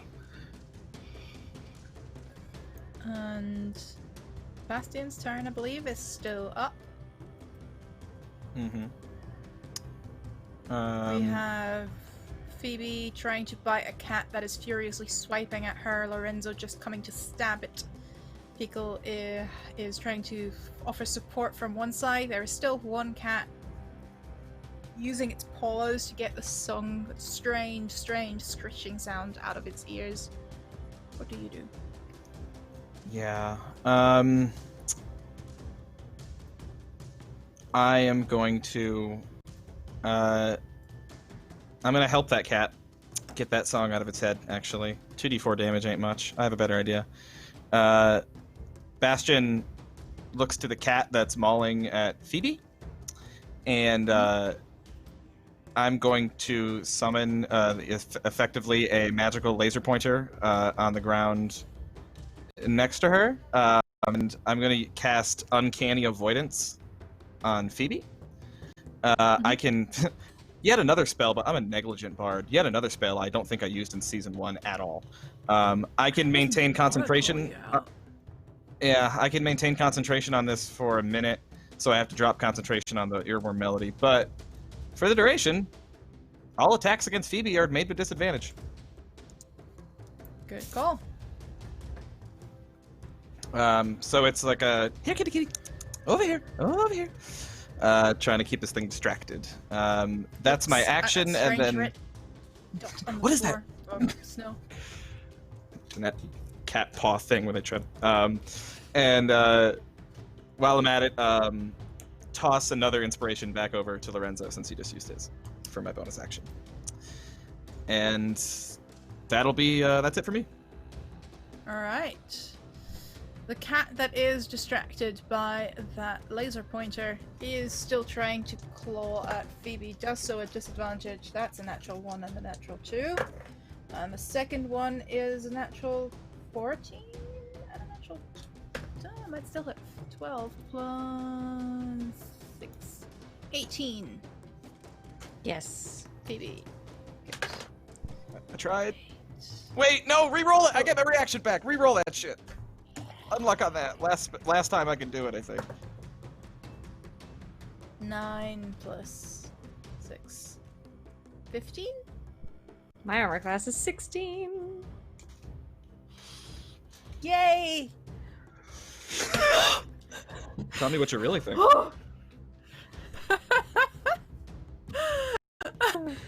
You, oh, that was heroic, Bastian. I'll give you that moment. How does Bastian distract the cat from just almost lethally swiping Phoebe off her feet?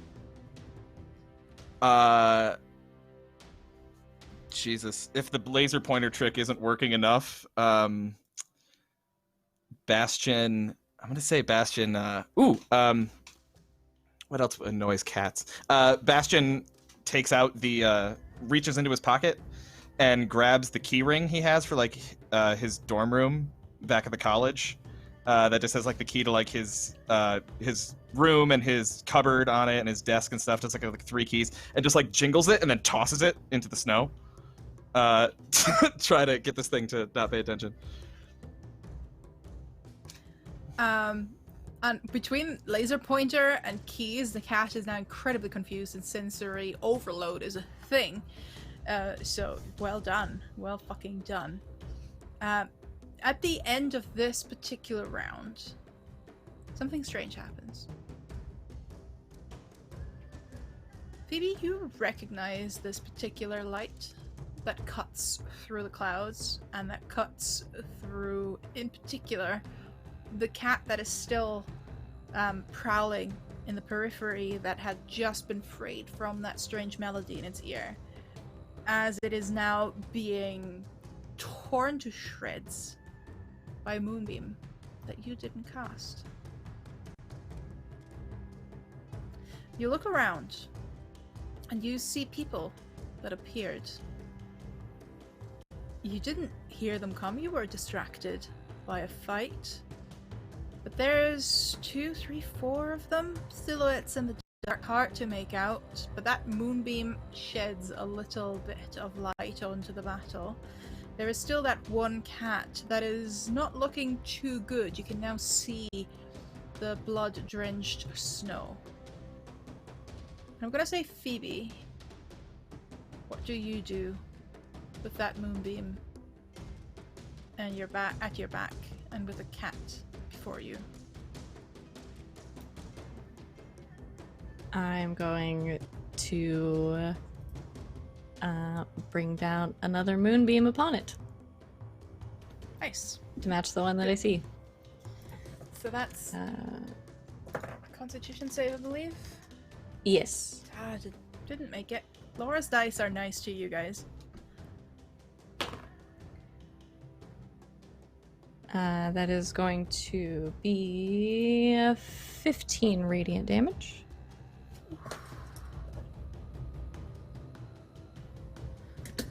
It is not quite As I done think yet. just like reaches out and just like pulls down a second one. It is a little bit smaller than the one that was cast by that stranger, but it is just as bright. Who are you calling for aid? Friends. Over there. I don't know. There is Pickle right next to you.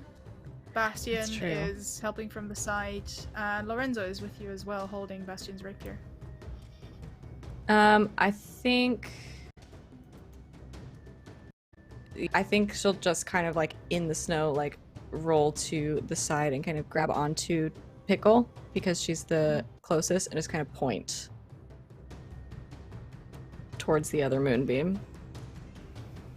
Pickle, how do you react? So she'll look where Phoebe is pointing, and just Someone is out here. They can come and help. and she'll kind of turn and yeah, I'm straight up gonna cast a magic missile at this this cat because that Go for it. seems wonderful to do. And that's gonna be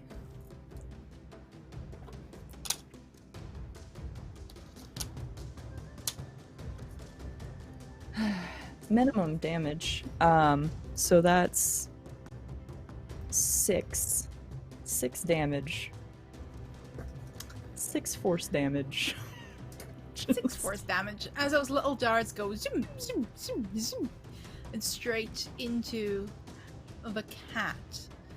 There is a flash. There is a quick movement out of the corner of everyone's eye, really, as an arrow is going through the fray, striking that cat right through the throat. And what was once a growl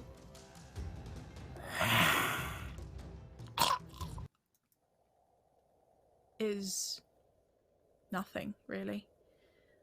A quick choke and a quick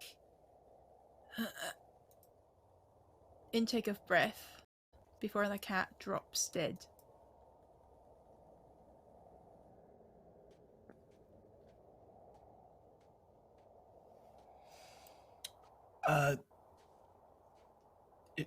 Taking a moment to see that everything's kind of calming down, can I quickly try and heal Phoebe? Absolutely. All right, I'm just gonna make my way over, and a bolt of lightning is going to come down as I pat her on the shoulder, and she's going to heal 25 HP. You heal up 25 HP. And you hear a voice. You are severely underdressed. What on earth are you doing out here?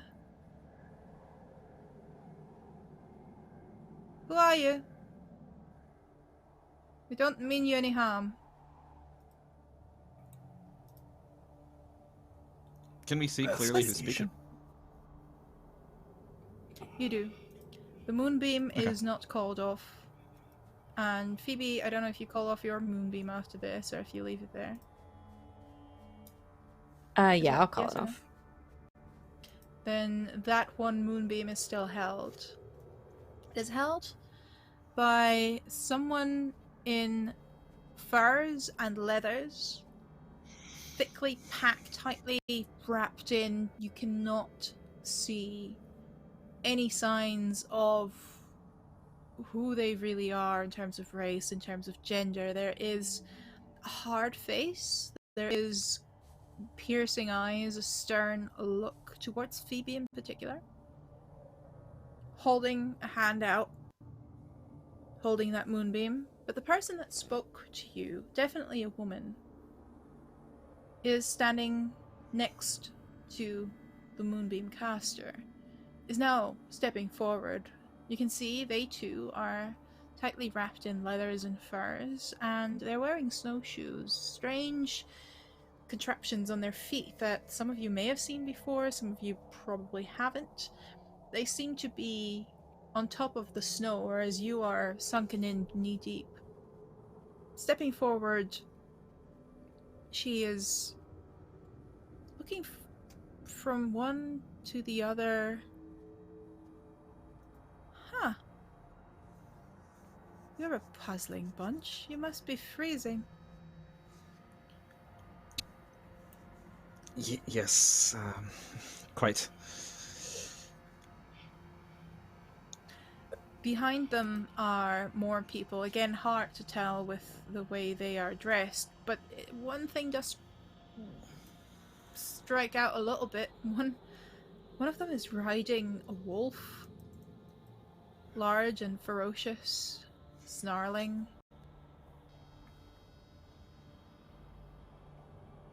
So, who do we have here? Introduce yourselves. We just saved your lives.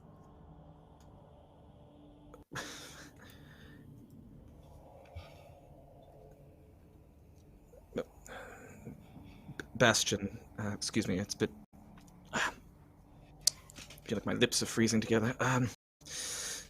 Bastian, Kumara of the Shadow Realm? I'm not entirely sure where we are, if you know what I'm talking about. Hello, Bastian. I've never heard of a Shadow Realm, but I've never heard of many places, to be fair. And who might you be? She looks around.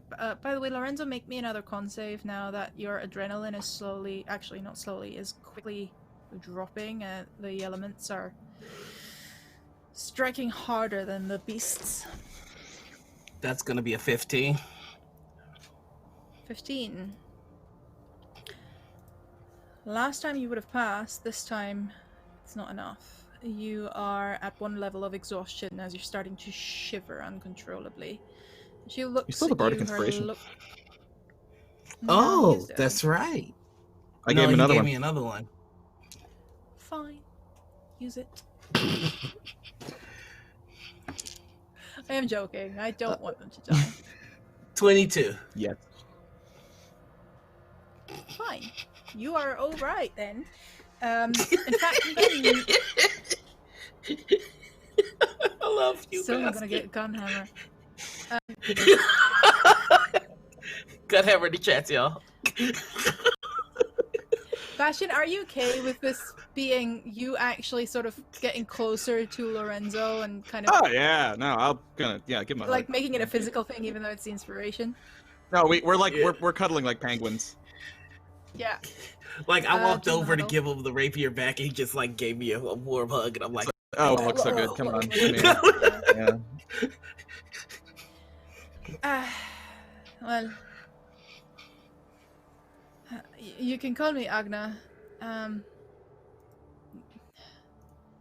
did you even make it this far away from... Are you from the city? A city? We're Yes. from Zobek. Doesn't ring a bell. No, Snowhaven? Down south? Sorry, what? How did you make it here in your second... Estrel, she looks at the person still holding the moonbeam. Do you have one more? And you can see a brief exchange of looks. That is an exchange of looks of people that know each other very well. There's no telepathic communication or any of that bullshit. This is just two people that have spent a lot of time and can communicate with just that, a glare. Eventually, the person she called a Strel size, kneels down in the snow and starts casting a ritual.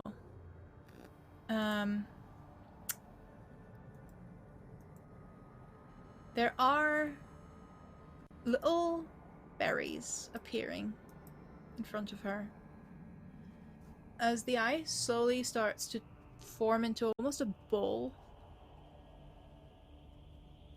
of snowflakes, of ice crystals. She holds it out to you as she walks closer. Take it, you will feel much better. Lorenzo snags one. Lorenzo's gonna hate this. Every part of it. No. And you eat the little berries, and you feel nourished. You feel warm for a moment. You feel rested. You also heal 1 hit point for those that actually are down a little bit. Thank you, Astrid. Now, I can't get you much cover right now. I can do it in a few hours, but do we have some extra furs? And some of the people that were standing in the shadow that were not talking are already, and now that you can see it, are already at preparing the carcasses of the snow beasts, skinning them. And another one comes up to you, a very short, very stocky person. From the features you can see under the hood, you think they're human, could be elven. They wear a little badge on their fur coat. Looks like a snarling wolf. Looks like a wolf head on a shield. And they hand you coats. Fur coats. Fur, of course, inside out to keep you warm. The skin on the outside. Take this, they say. Thank you. Lorenzo's gonna try and give them like 5 of his gold pieces, seeing if they recognize the currency at all. They are a little bit puzzled as you try and hand them to them and look at... Huh. I've never seen that. It's not much, but it's all I can spare. Give it a bite. No, it's okay. It's gold. Yes, it is, but I don't know that the print on it. This is not Snowhaven currency, is it? Oh. No. It's... Right. We're a different world. He just kind of mumbles to himself. Must be worth something then. And they pocket it and move on to Pickle, move on to Phoebe. There's a little bit of a double take when they see Pickle. But then moving on. And they walk back to Agna. Right, let's get the fire going. I want to hear this story. This seems interesting. I should warn you if you are feeling like trying to rob us or anything like this. I will murder you immediately. No, heavens no. I can assure you that's not... We're just cold. And we appreciate your help. You look it. Feel Come it. on, dear boy. They are going between the rocks that the cats were using as a little refuge from the wind from the oncoming storm. The storm itself is still brewing, but just can't bring itself to strike fully. And Agna at some point looks up and says, should be a couple hours more. I think we'll be fine until then. And they use the rocks as a cover from the winds, from the freezing cold, to get a fire up. It's an interesting bunch of people you see. It's Agna, who is, now that you every now and then get a good glimpse of her face, definitely an older woman. Every now and then a little streak of grey hair is visible underneath the hood. They are seemingly the leader of this group of people. Very sweet, very kind, charismatic, but that's all you can glean right now. Estrelle, the person that gave you the berries, their features are harsh, but she seems a little bit more still finely chiseled, if you will, a little bit more elven. Then the person that gave you the coats, stocky, human-looking, they always have a smirk on their lips. They look at you with keen eyes. They watch you carefully. And then there's the person riding the wolf, staying back. Not even watching you. Not really caring about anything. Certainly not. They seem to be absolutely fine with that. Seems to be male. But again, it's hard to tell with the clothing. Now then. Tell me your story. Sit down. Warm yourselves up, friends. This should be a good one.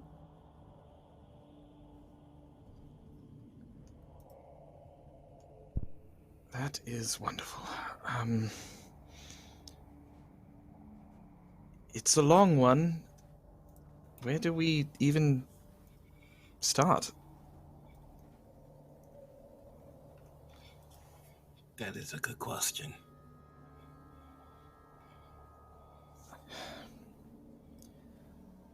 Well, suffice it to say we're not from here, and to be honest, we're not exactly sure where here is. Oh, we call this the Frozen Wastes? Did you just drop in? How? Good choice of name, and It's fitting. yes, we did just sort of drop in. Were you spirited here by the gods below? Bastian looks around to everyone like, Maybe. The smirking one that gave you the coats is going... Everyone else doesn't react. There's a statue. Large statue. What is it of? The Snow Mother. She is one of the gods below. I thought you were joking. Is she Is she the one that also sings? called- Singing? Yeah. About the moon. Which one? The Dreamer's Moon or the Dancer's Moon?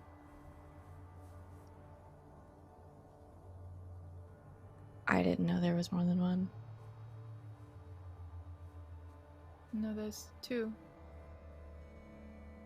Her eyes, some say. Well, I'm not one for religion myself, to be perfectly honest. Used to be, but after a few decades in the frozen waste, you just rely on your own senses. Is there anything at that statue, or is there anything in the statue? Not that I know of. I'm not sure who made it. Some say it's the old people before civilization. Some say it's the Yetu, but they have different people they pray to. They wouldn't build idols to the Snow Mother. Some say it's a fae.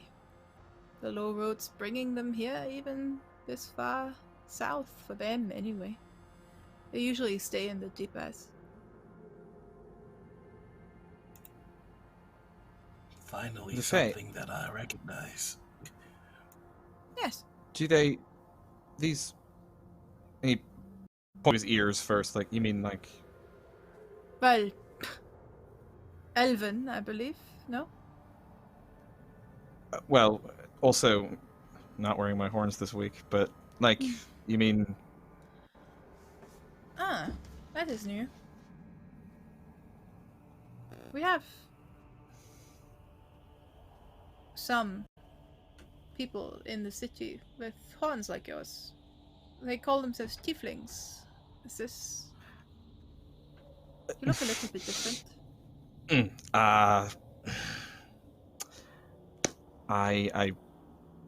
I'm sure you meant no offense by that, but no. Not like that at all. No, Is there some bad blood between you and the tieflings? it's just, we don't like to be mistaken for one another, that's all. No, I am a shadow elf, a shadow fae. We have ears and horns from the... You haven't heard of the Shadow Realm, I don't know why I'm telling you this. That's quite the reveal. We don't often have travelers from such far worlds.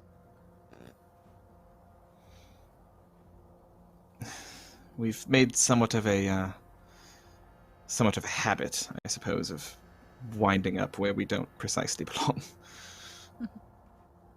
It's not a bad habit to have. One can learn a lot that way. And you all notice a brief glimpse towards Estrelle, who smiles for the first time while she's preparing the fire.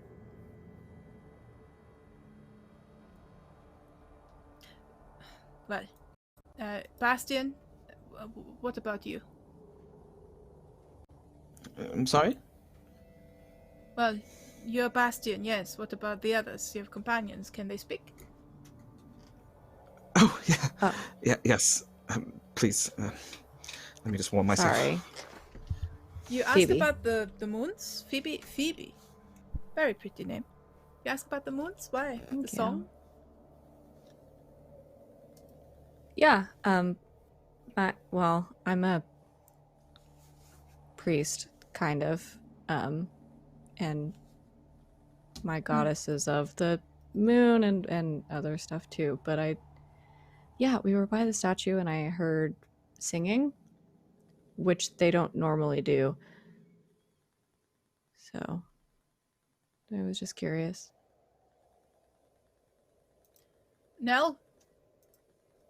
And they shout at the smirking person that was watching you, that gave you the cloaks earlier. And Nell walks closer, almost as if they were expecting to be called. Yes. Well, do you know the song? Can you repeat it? There's a couple.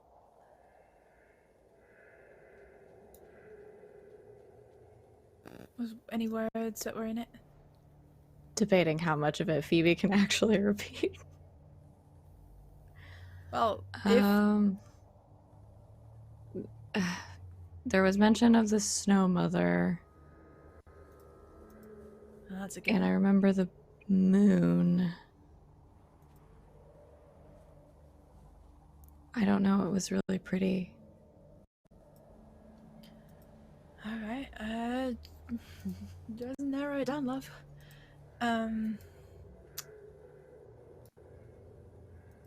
They start sort of humming a couple of melodies, and eventually... Roll me a regular d20. I'm gonna make this a luck roll, if you will.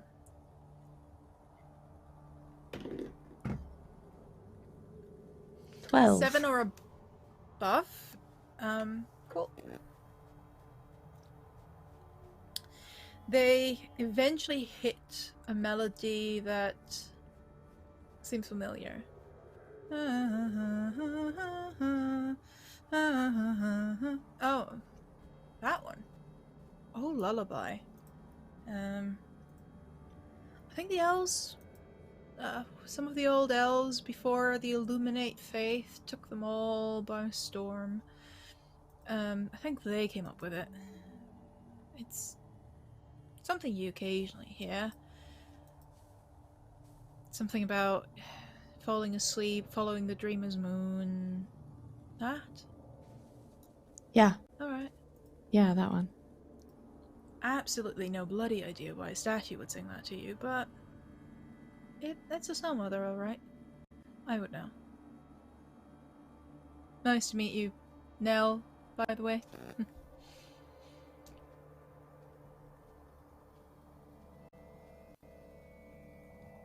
You almost Can you got tell me about her? the snow mother. Yeah. Well, how much do you know about Snowhaven in this world? Literally nothing. Right. Well, Snowhaven. It's a city, a little bit further down south that way. Big city. Thousands, hundreds of thousands of people. I fucking hate the place. We tend to travel. Is that cool to tell, Agna? Yeah, go ahead. I don't mind. We tend to travel a lot, collecting bits and pieces, blue eyes, furs, herbs. I tend to have... I'm like this with the Snow Mother.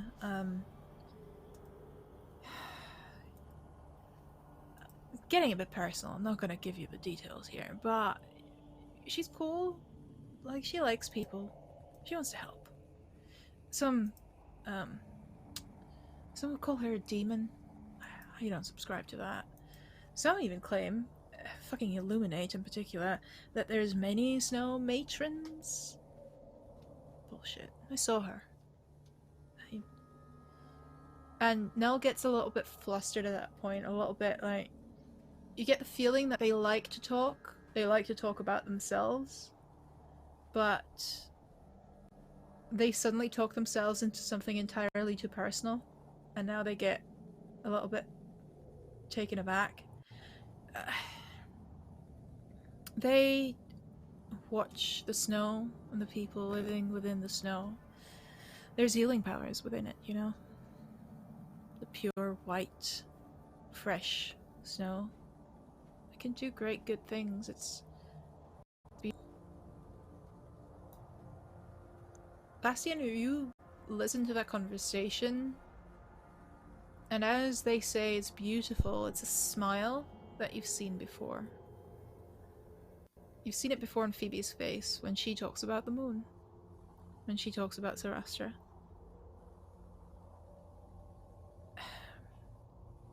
I'm trying to help. Those that want to be helped, anyway. The Snow Matron helps those that help themselves. I think that's a fair deal. I think she's one of the old ones, you know? So many shifts, so many deities in this world. The snow's been here for centuries. Millennia.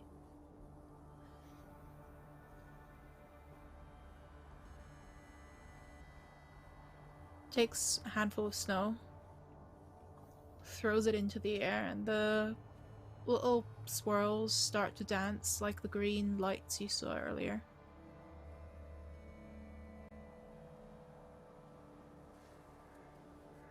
Snow Mothers dance when you see the light. You know she's watching over you. Well, I do anyway. Fuck, Agna, stop me, I'm getting all sappy here. And Agna's like, well, yes, but we like it. You're always such a stick up the ass. I'm not. Phoebe's You know way it. into it.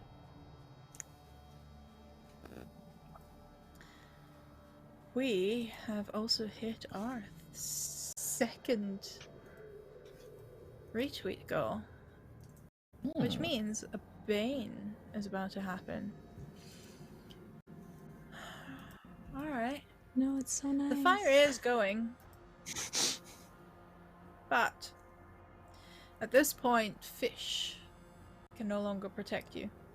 At this point, fish's powers have waned. And all of you, please make me a con save. DC 17. You can use your crit if you want to. Welcome to my world, motherfuckers.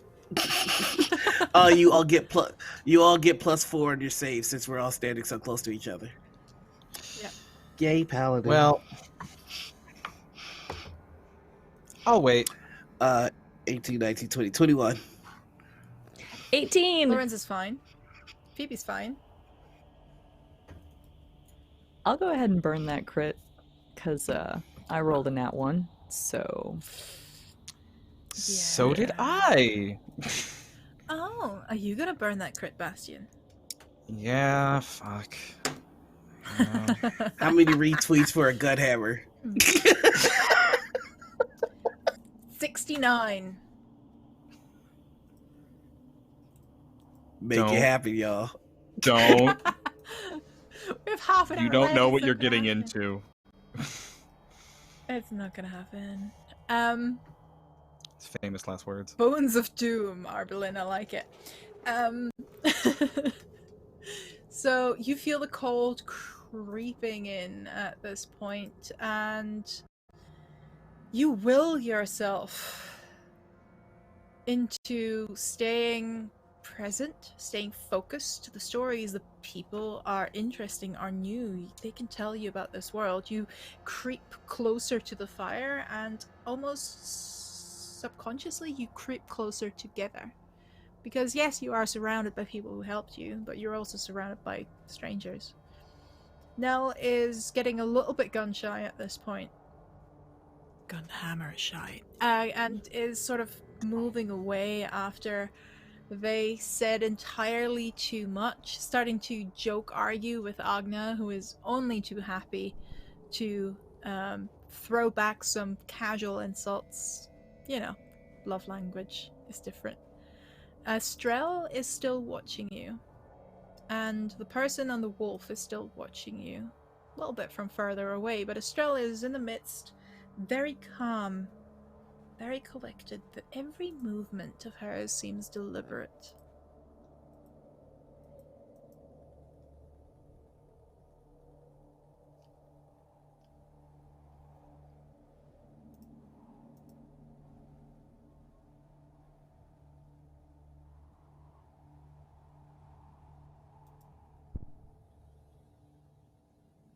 While everyone furiously retweets to get a gun hammer, I'm going to... Christ almighty, what have you done? While we're all just standing here, Bastian walks over to Phoebe. There's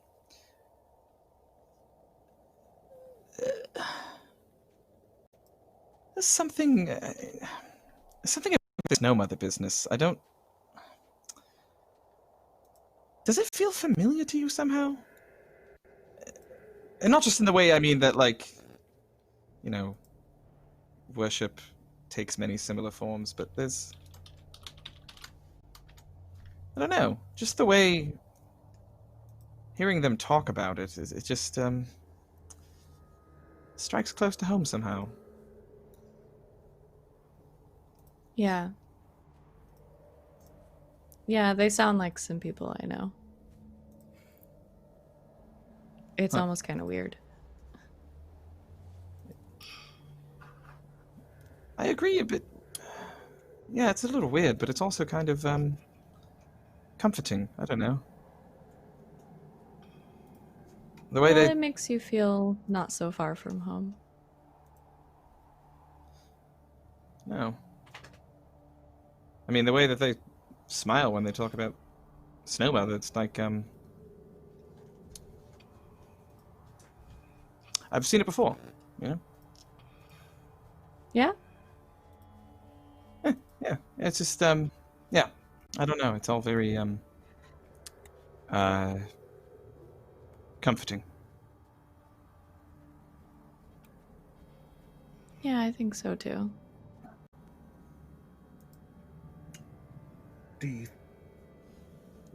Lorenzo is just gonna pipe up.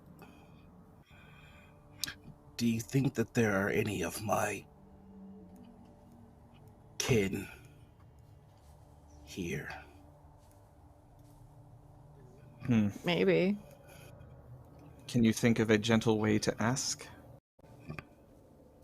That's what I've been considering. It's something that I am curious about, but to ask would be to explain what I am. I can ask if it makes you feel better. Or we could And ask so- about me first. Oh, sorry, Pickle. Hello. Hi. Looks down. Hello. Yeah, maybe that can soften the blow. But hey, Enzo, listen. They seem to be very open-minded, and I mean, they're not at all freaked out by the fact that we just sort of appeared out of the ether here. So I would trust them. Maybe dance around it a bit, but I think you'll be okay. And hey, listen, don't go into it acting like you're ashamed of what you are, yeah? And for the first fucking time, I'm gonna do a bard thing that I haven't done ever before. Okay, keep saying for the first fucking time when he does bard things. Because I'm a bad fucking bard. I'm just a shit bard, guys. I mean, that's...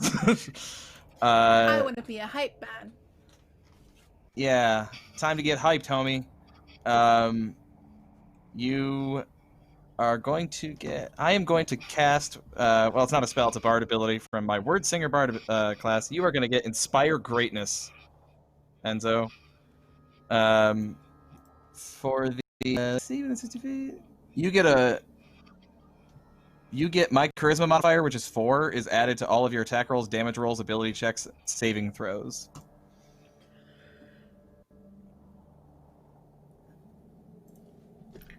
You could have done that the whole time. No, I'm just kidding. I don't feel great about it, okay? I Because don't that's, feel that's great. the thought I had. Ooh, I that don't would've feel great about it. changed things. Some I things. know. I know. We need I to talk. know.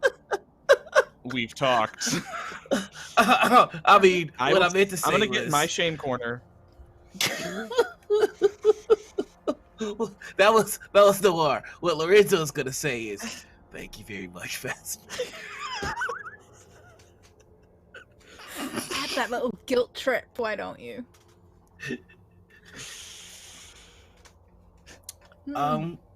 I think with the I'm so glad to have you back, guys.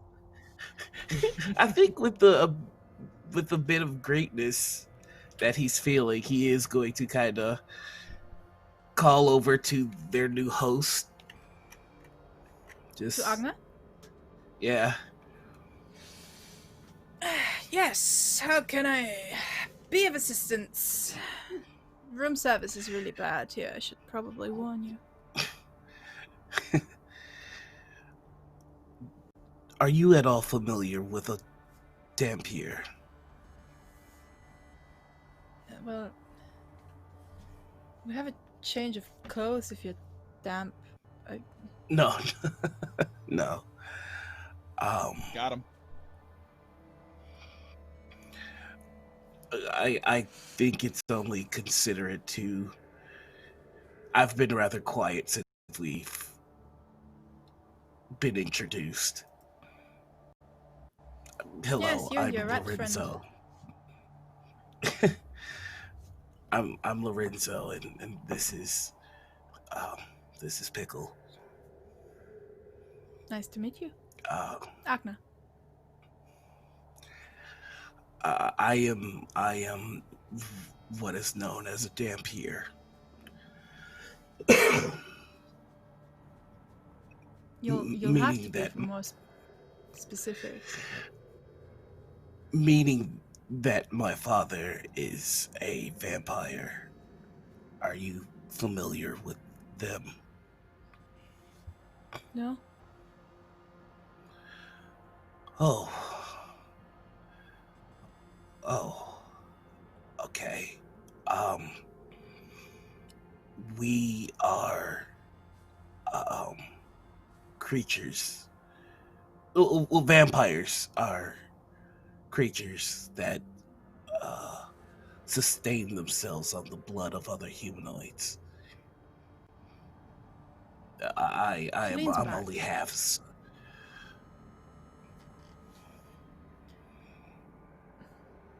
What are you asking me for, Lorenzo?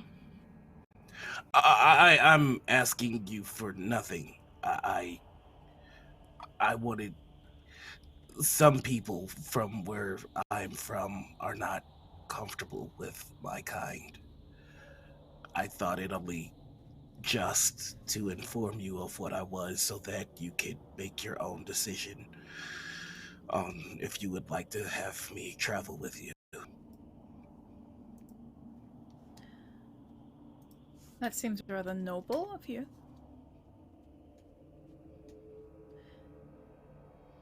So tell me, those vampires or dampiers, do they need blood to survive? Do you need blood? Vampires every require day? vampires require blood to survive, and they require it at just about this every day. Dampiers can sustain themselves with normal food. Oh, that's wonderful then. I would ask you if you want to enjoy the hospitality of this particular group of travelers, not to drink any of our blood. I Oh, hope that goes I without don't. saying. Of course, I don't drink blood any longer. All right. Then I'm not entirely sure why we're having this conversation. Of course, right. Silly. Sorry. Here's Pickle. He just puts She kind of Look, a pats rat. your cheek. Smell a rat. No, she kind of pats your cheek in an incredibly... It should be condescending. It should annoy you. But her smile is just so warm and so benevolent that it doesn't. It's almost infuriating. She has an aura about her. She has a radiating warmth that you just can't help but like her. It's it's like Bastian. It's annoying. yuck. I mean, in return for that warm paint, she's just gonna feel cold skin. She doesn't It's like, pinch, she just like gives you a little slap. ooh. Okay. Oh. And Here's as she Pickle. walks over to Pickle, who you pointed at, she's like, "No eating of the wolf either, thank you very much." Pickle, I wanted to talk to you. Yes, I'm pickled fish. I think Lorenzo was maybe asking because I was also curious too if there were other people like me. Not that I've met, which is why I wanted to talk to you. There is no... It is not unheard of to have people that have evolved from something you would mostly find as regular animals. We do have, and I hope nothing of what I'm saying is offensive. If it is, please tell me, because I don't mean it as such, but we do have rats in the city. Small. Even bigger ones. They're a little bit creepy. But rats. And we have foxes. And we have bears. But we also have peoples. Much more intelligent, much more impressive than their animal counterparts. So, looking at you, I was wondering if that's the case with you, my friend. Well, maybe. To be honest, I grew up with a lot of dwarfs, so I didn't really get to learn very much rat folk history. But We are different from rats. I can sometimes talk to rats, but we're very different. I think. Rat folk. I like it. Yes, I can see it. Bear folk, fox folk. And how did you and your friends get here? That might take a little bit of explaining. You mentioned the deep. Is that something similar to the void? Maybe. Maybe where you come from, yes. The deep is the deep ice. Ice frozen over for much longer than any sentient being is alive. They say that it leads to other worlds. They say that it's the dark roads to the gods below.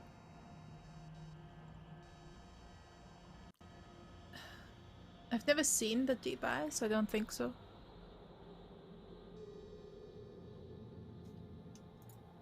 Although Well, Estrelle has. Oh? Well, because that kind of sounds like the void. The easiest way for me to describe it is that we were carried through the void and then we found ourselves here. Curious. You've come through the void, you know a lullaby of this world, yet have never set foot onto this world before. You have a person who claims that their people drink blood, yet is openly telling me about it. Even though I could throw him out into the cold to perish any moment. You have a strange elf with horns. And a very sweet rat folk like yourself.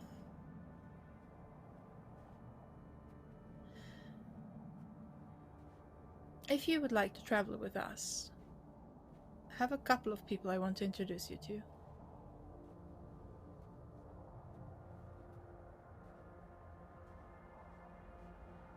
Well, I mean, I might want to talk to my friends first, but I don't see any reason why we would stay here. Would the people you want us to meet be in a city or someplace a little less cold? It's not less... Actually, it is less cold, yes. They know more about the deep ice than I ever would. I think you're gonna like it there. Your friend's gonna like it there, especially the one interested in the Snow Mother. I'm not going to make you join us. You may travel south to Snowhaven if that's what you're interested in, if that's what you want. But the Yetu know more about the lands out here than I would. And it is at this point that you all hear heavy footsteps. And you all turn around to see something approach. Tall, 7 foot tall. Shaggy all over, fur, white and grey. Heavy with snow. And as the storm finally cracks to announce its presence, it lights up everything. The plain, the snow, the fire almost gleaming white. And this creature, horned, with bright blue eyes, and a large face somewhere in between creature and humanoid, is shaking itself to shake off the snow, to shake off the tired of a long journey, and with a rumbling voice. Well, well, well. Who do we have here? We're going to end this session for this week. I'm going to regret that voice because that already hurt. But here we are at the end of our first episode of season 2 of Song of the Deep. And I think we're all somewhat alright. I think for once I don't have to ask, are you okay? Do we need a therapist right here, right now? So, what we're going to do is we're going to have a quick check-in with all of the players, and we're gonna start with Phoebe. Make our way clockwise. Just, let us know how excited you are to be back and what your theories are for Phoebe and for the song she heard and all the good stuff I want to know. And of course, where we can find Savvy. Yes. Hello again. It is me. Yeah, Phoebe is into this. Phoebe's into it. I think a couple of times over the course of the episode, there were she said, and also Bastian said, like, these things sound familiar, and for the first time in a long time, something sounding familiar is comforting to her. So that's kind of a big deal. But yeah, she is especially interested in finding out more about the Snow Mother and sort of who this is and what all of this is about the gods below, because she doesn't have a lot of exposure to any god other than hers, who may or may not have a lot of in places other than the only town she's ever lived in. So that's especially exciting to her. So I think she's just real excited. You can't tell, but she's very excited about it in general. And especially excited to not be freezing to death, which I think is important. So yeah, I'm excited to explore that for her and maybe expand her horizons a little bit. Follow the dreamer's moon. Maybe there's more than one moon out there. She's very excited to discover this particular bit of information. What do you mean there's more than one? Excuse me. All right. She's Savvy. she's especially happy to be here. But yeah. And then Savvy is also very excited and happy to be here. You can find me at Savvy Seaworth on Twitter. My schedule is there. I am streaming for the next 8 weeks a game every single day on the internets. So 7 days a week. Not gone better. This is what I do. It's worse. Let me be happy. No, this is what I do. Yeah, I am, when I'm not here, I am on twitch.tv/game nights, game with 2 G's and nights with a K.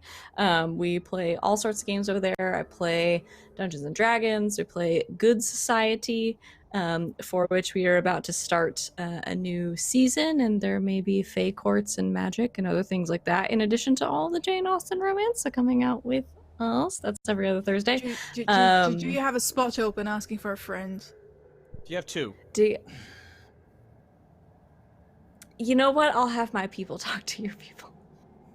It's the same people. Absolutely. It's the same people is the thing. Charlie. The answer is yes. The answer is yes.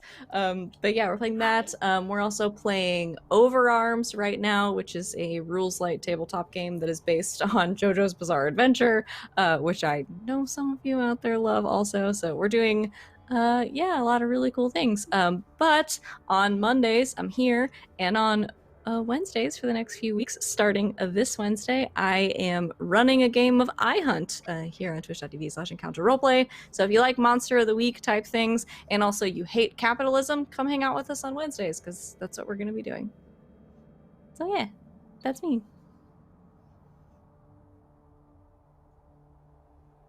Now, where's Okay. our pickled fish at? And where's, of course, Dracu at? Yeah. Well, Pickle, yeah, Pickle probably went through a bunch of different emotions today. Excitement, and then cold, and then rumble. So excitement again, and then death. And so she's having a whirlwind of emotions. But I think she's pretty intrigued by just how different everything is. Pickle loves like learning and exploring new things. So she's very much interested in meeting who do you think we're gonna like, like, so that's exciting. I'm looking forward to meeting these people that they want us to meet. Dracu has all kinds of suspicions on a bunch of different things, so I'll keep those to myself because I don't want to get too whiteboard drawing lines everywhere, so we'll see how that goes. But yeah, so I'm Dracu. You can find me here on Twitch at Dracu3690. I'm a variety streamer. Tomorrow I will be playing Banjo-Tooie in the early afternoon, CST. And yeah, you can find me here for our lovely Season 2 adventures. I'm so excited to see where this goes. And yeah, that's really all I got. That's about it. Here I am. Here you are, and we're Okay. all better for it. Go for it, Nora. I just want to say that I think that you ended the session on purpose because we were on track to start hitting 69 retweets. I'll call him malarkey. No, I'm teasing. Holy fuck, we're on 43 right now. Yeah, I told you. I'm not playing around here. We're not playing fucking games here. I mean, we're playing games, but we're not playing games. Lorenzo is in a weird place right now. The storm told him to come here, and he wasn't exactly sure why. And then he found out he landed in a spot where vampires and dampires are the thing, which is kinda the dream, maybe? Like, and especially with the reaction that he got when he explained it, it's just like, wait, you don't kinda hate me to the core for being me? That's nice. So he's very happy right now. Like, he's just gonna tell everybody he can that he's a vampire. They're like, don't worry about it. He's very happy to be with his friends. He's feeling the relationship mend a bit between them, so that's something that he was very excited by. And he's also very pumped up that he's experienced what it's like to have greatness inspired. I love how that's like you're complimenting me while also rubbing it in at the same time. You know, I love It's you. a very versatile little bit of wordage you pulled off there. But hello everybody, I'm Noir Enigma. You can find me on Twitter and Twitch as Noir Enigma. Gross. Sorry, 1 second. Blah. Tomorrow you can find me over on LFM Network at 4 p.m. where I'll be playing with Love Lindy and the Perception Studio team for a Call of Cthulhu game. Yeah, I ripped out my teeth a little hard. Yikes. A Call of Cthulhu game. And then after that, you can find me on Madame Gandalf's channel, same day, where we're going to be doing a cult game. And then Friday, you can find me on Chromatic Chimera doing Bloody Portrait, a Zyhander game. And then on Saturday morning, you can find me at Critical Misses, where we're for Morning Ritual, where we'll be talking to Nomadic and Eris Savant. So that'll be fun. Are you bleeding? A little bit. Okay.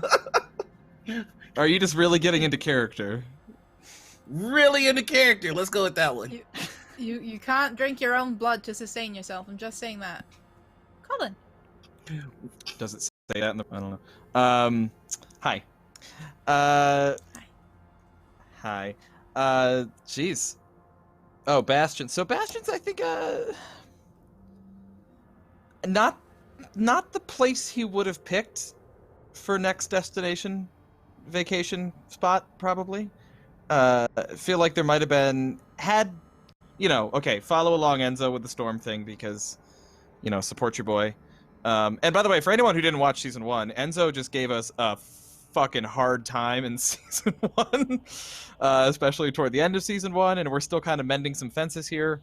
But if this, Bastian knows how much the storm means to Enzo, and if he's going to tell him to follow it, he's going to go along with it. But it could have brought them somewhere fucking warmer.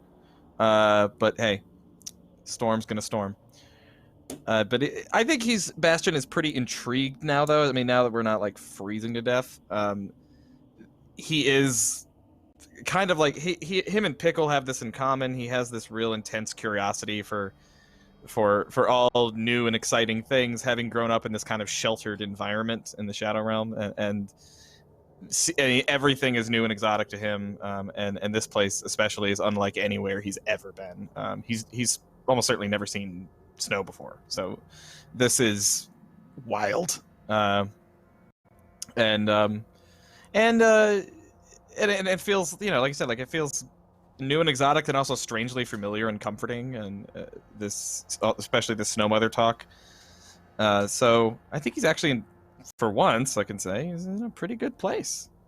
Going on right now, and so am I, and that great place is right here on Encounter Roleplay, where you can see me every Monday night. How's that for a transition? Every Monday night on this show. And let's see, in order, Monday night here, this coming Saturday, for Halloween, Spooky Night, we are doing 3 back-to-back shows on Encounter Roleplay, our triple feature of Spooky. First we have Don. Lydia, remind me, I don't remember off the top of my head. What game was Don doing? John is doing Bluebeard's Bride. Bluebeard's Bride, thank you. Noon EST, followed by Stille Yeah, noon to 3. which is GM by myself. And then at 6, it's that guy. Me. And we're doing Quietus, a extremely depressing RPG. A kind of short form RPG, kind of meant to be played in one session. That is a very small, intimate group that's just a GM and 2 players max. And the game pretty much encourages me as... Yeah, you super dibsed. Yeah, okay, Lydia's gonna be there. And and it is designed... I mean, the game encourages me to put you through an absolute ringer and make your life miserable. So, karma? And then starting next Tuesday, not tomorrow, but next Tuesday, I am GMing Achtung Cthulhu, because Nazis weren't bad enough. We're giving them Cthulhu Mythos Elder Gods to go along with them as well. So that is a World War II setting Cthulhu Mythos game by Modifius that uses the new the 2D20 system. Completely new game, and we're going to be trying it out here on Encounter Roleplay for the first time. The campaign we're going to be running is called Forest of Fear, and it's going to be, well, I can't tell you. There's going to be a forest, and it's going to be scary. It's going to be spoopy.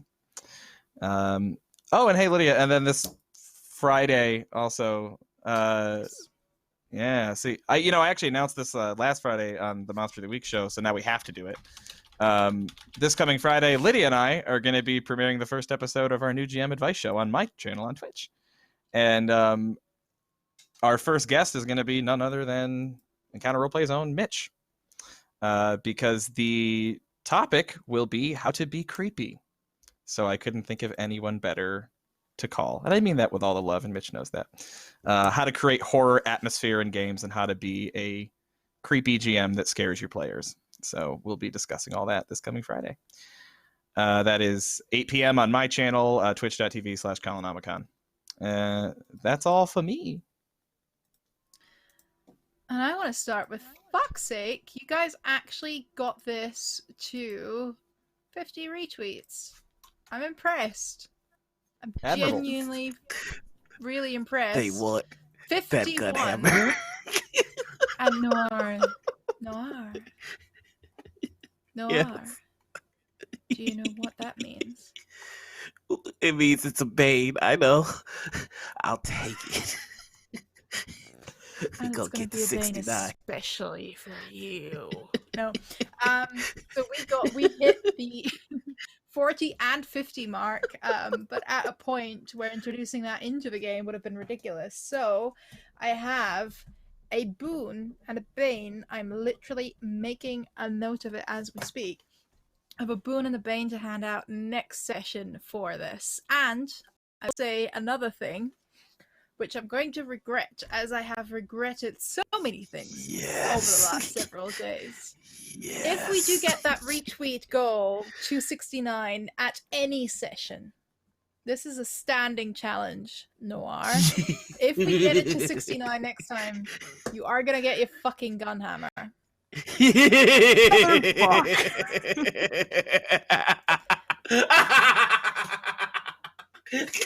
You see, he's drunk with power. He's absolutely drunk with power. He is. The gun hammer will explode in his face. There will be no living with him after this. Luckily, none of us have to live with him. I can always call in Joy and Bella to torture him if necessary. Noir, it's 69 retweets next session. You have made that pact now. You have made that pact with a dark entity. Are you okay with that? Really, you gotta warn me before you do that. And all the consequences that could come with a gun hammer. Like shooting motherfucking bullets. Healing word is gun. My healing word is a gun. I'm going to stop this crazy train now. I'm going to say hi. I'm Half-Ice Tarmid. I am, for some reason, trying to contain this circus and its monkeys. And it's the best decision I've ever made, to be fair. But you can find me here every Monday, of course, at 8 p.m. EST. You can also find me here starting in 2 weeks, DM'd by our lovely Nymeria streams, Nymeria941 in chat, the fastest clip in the West, in the Zweihander campaign. And you can find me, hopefully, in the thing that Savvy mentioned. I'm gonna make puppy eyes at her. And of course Friday with Colin on his channel. Things were mentioned before. And most of the time you can find me in the Encounter Roleplay Discord where I live.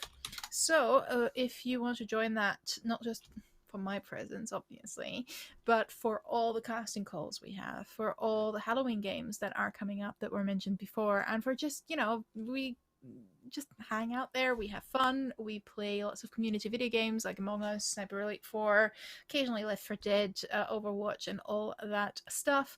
Please join. You can also, of course, find us on YouTube where you also have all of our other shows. So if you made it this far through all the malarkey, thank you very much, people on YouTube. Please do leave a comment. Please do leave a thumbs up. Please tell Noir that he's absolutely mad for wanting a gun hammer. This is gonna... I just shot my own We foot, are didn't at I? 56 retweets as we speak. Oh my god!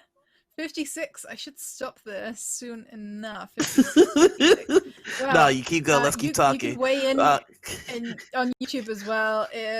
I'm kind of fucking terrified. I'm gonna wake up to like 20 hashtag gun hammers on the YouTube video, but okay. You're going to. This is the I don't know why you yeah. think you're not going to. You're going to. I don't know. I'm a hopeful optimist.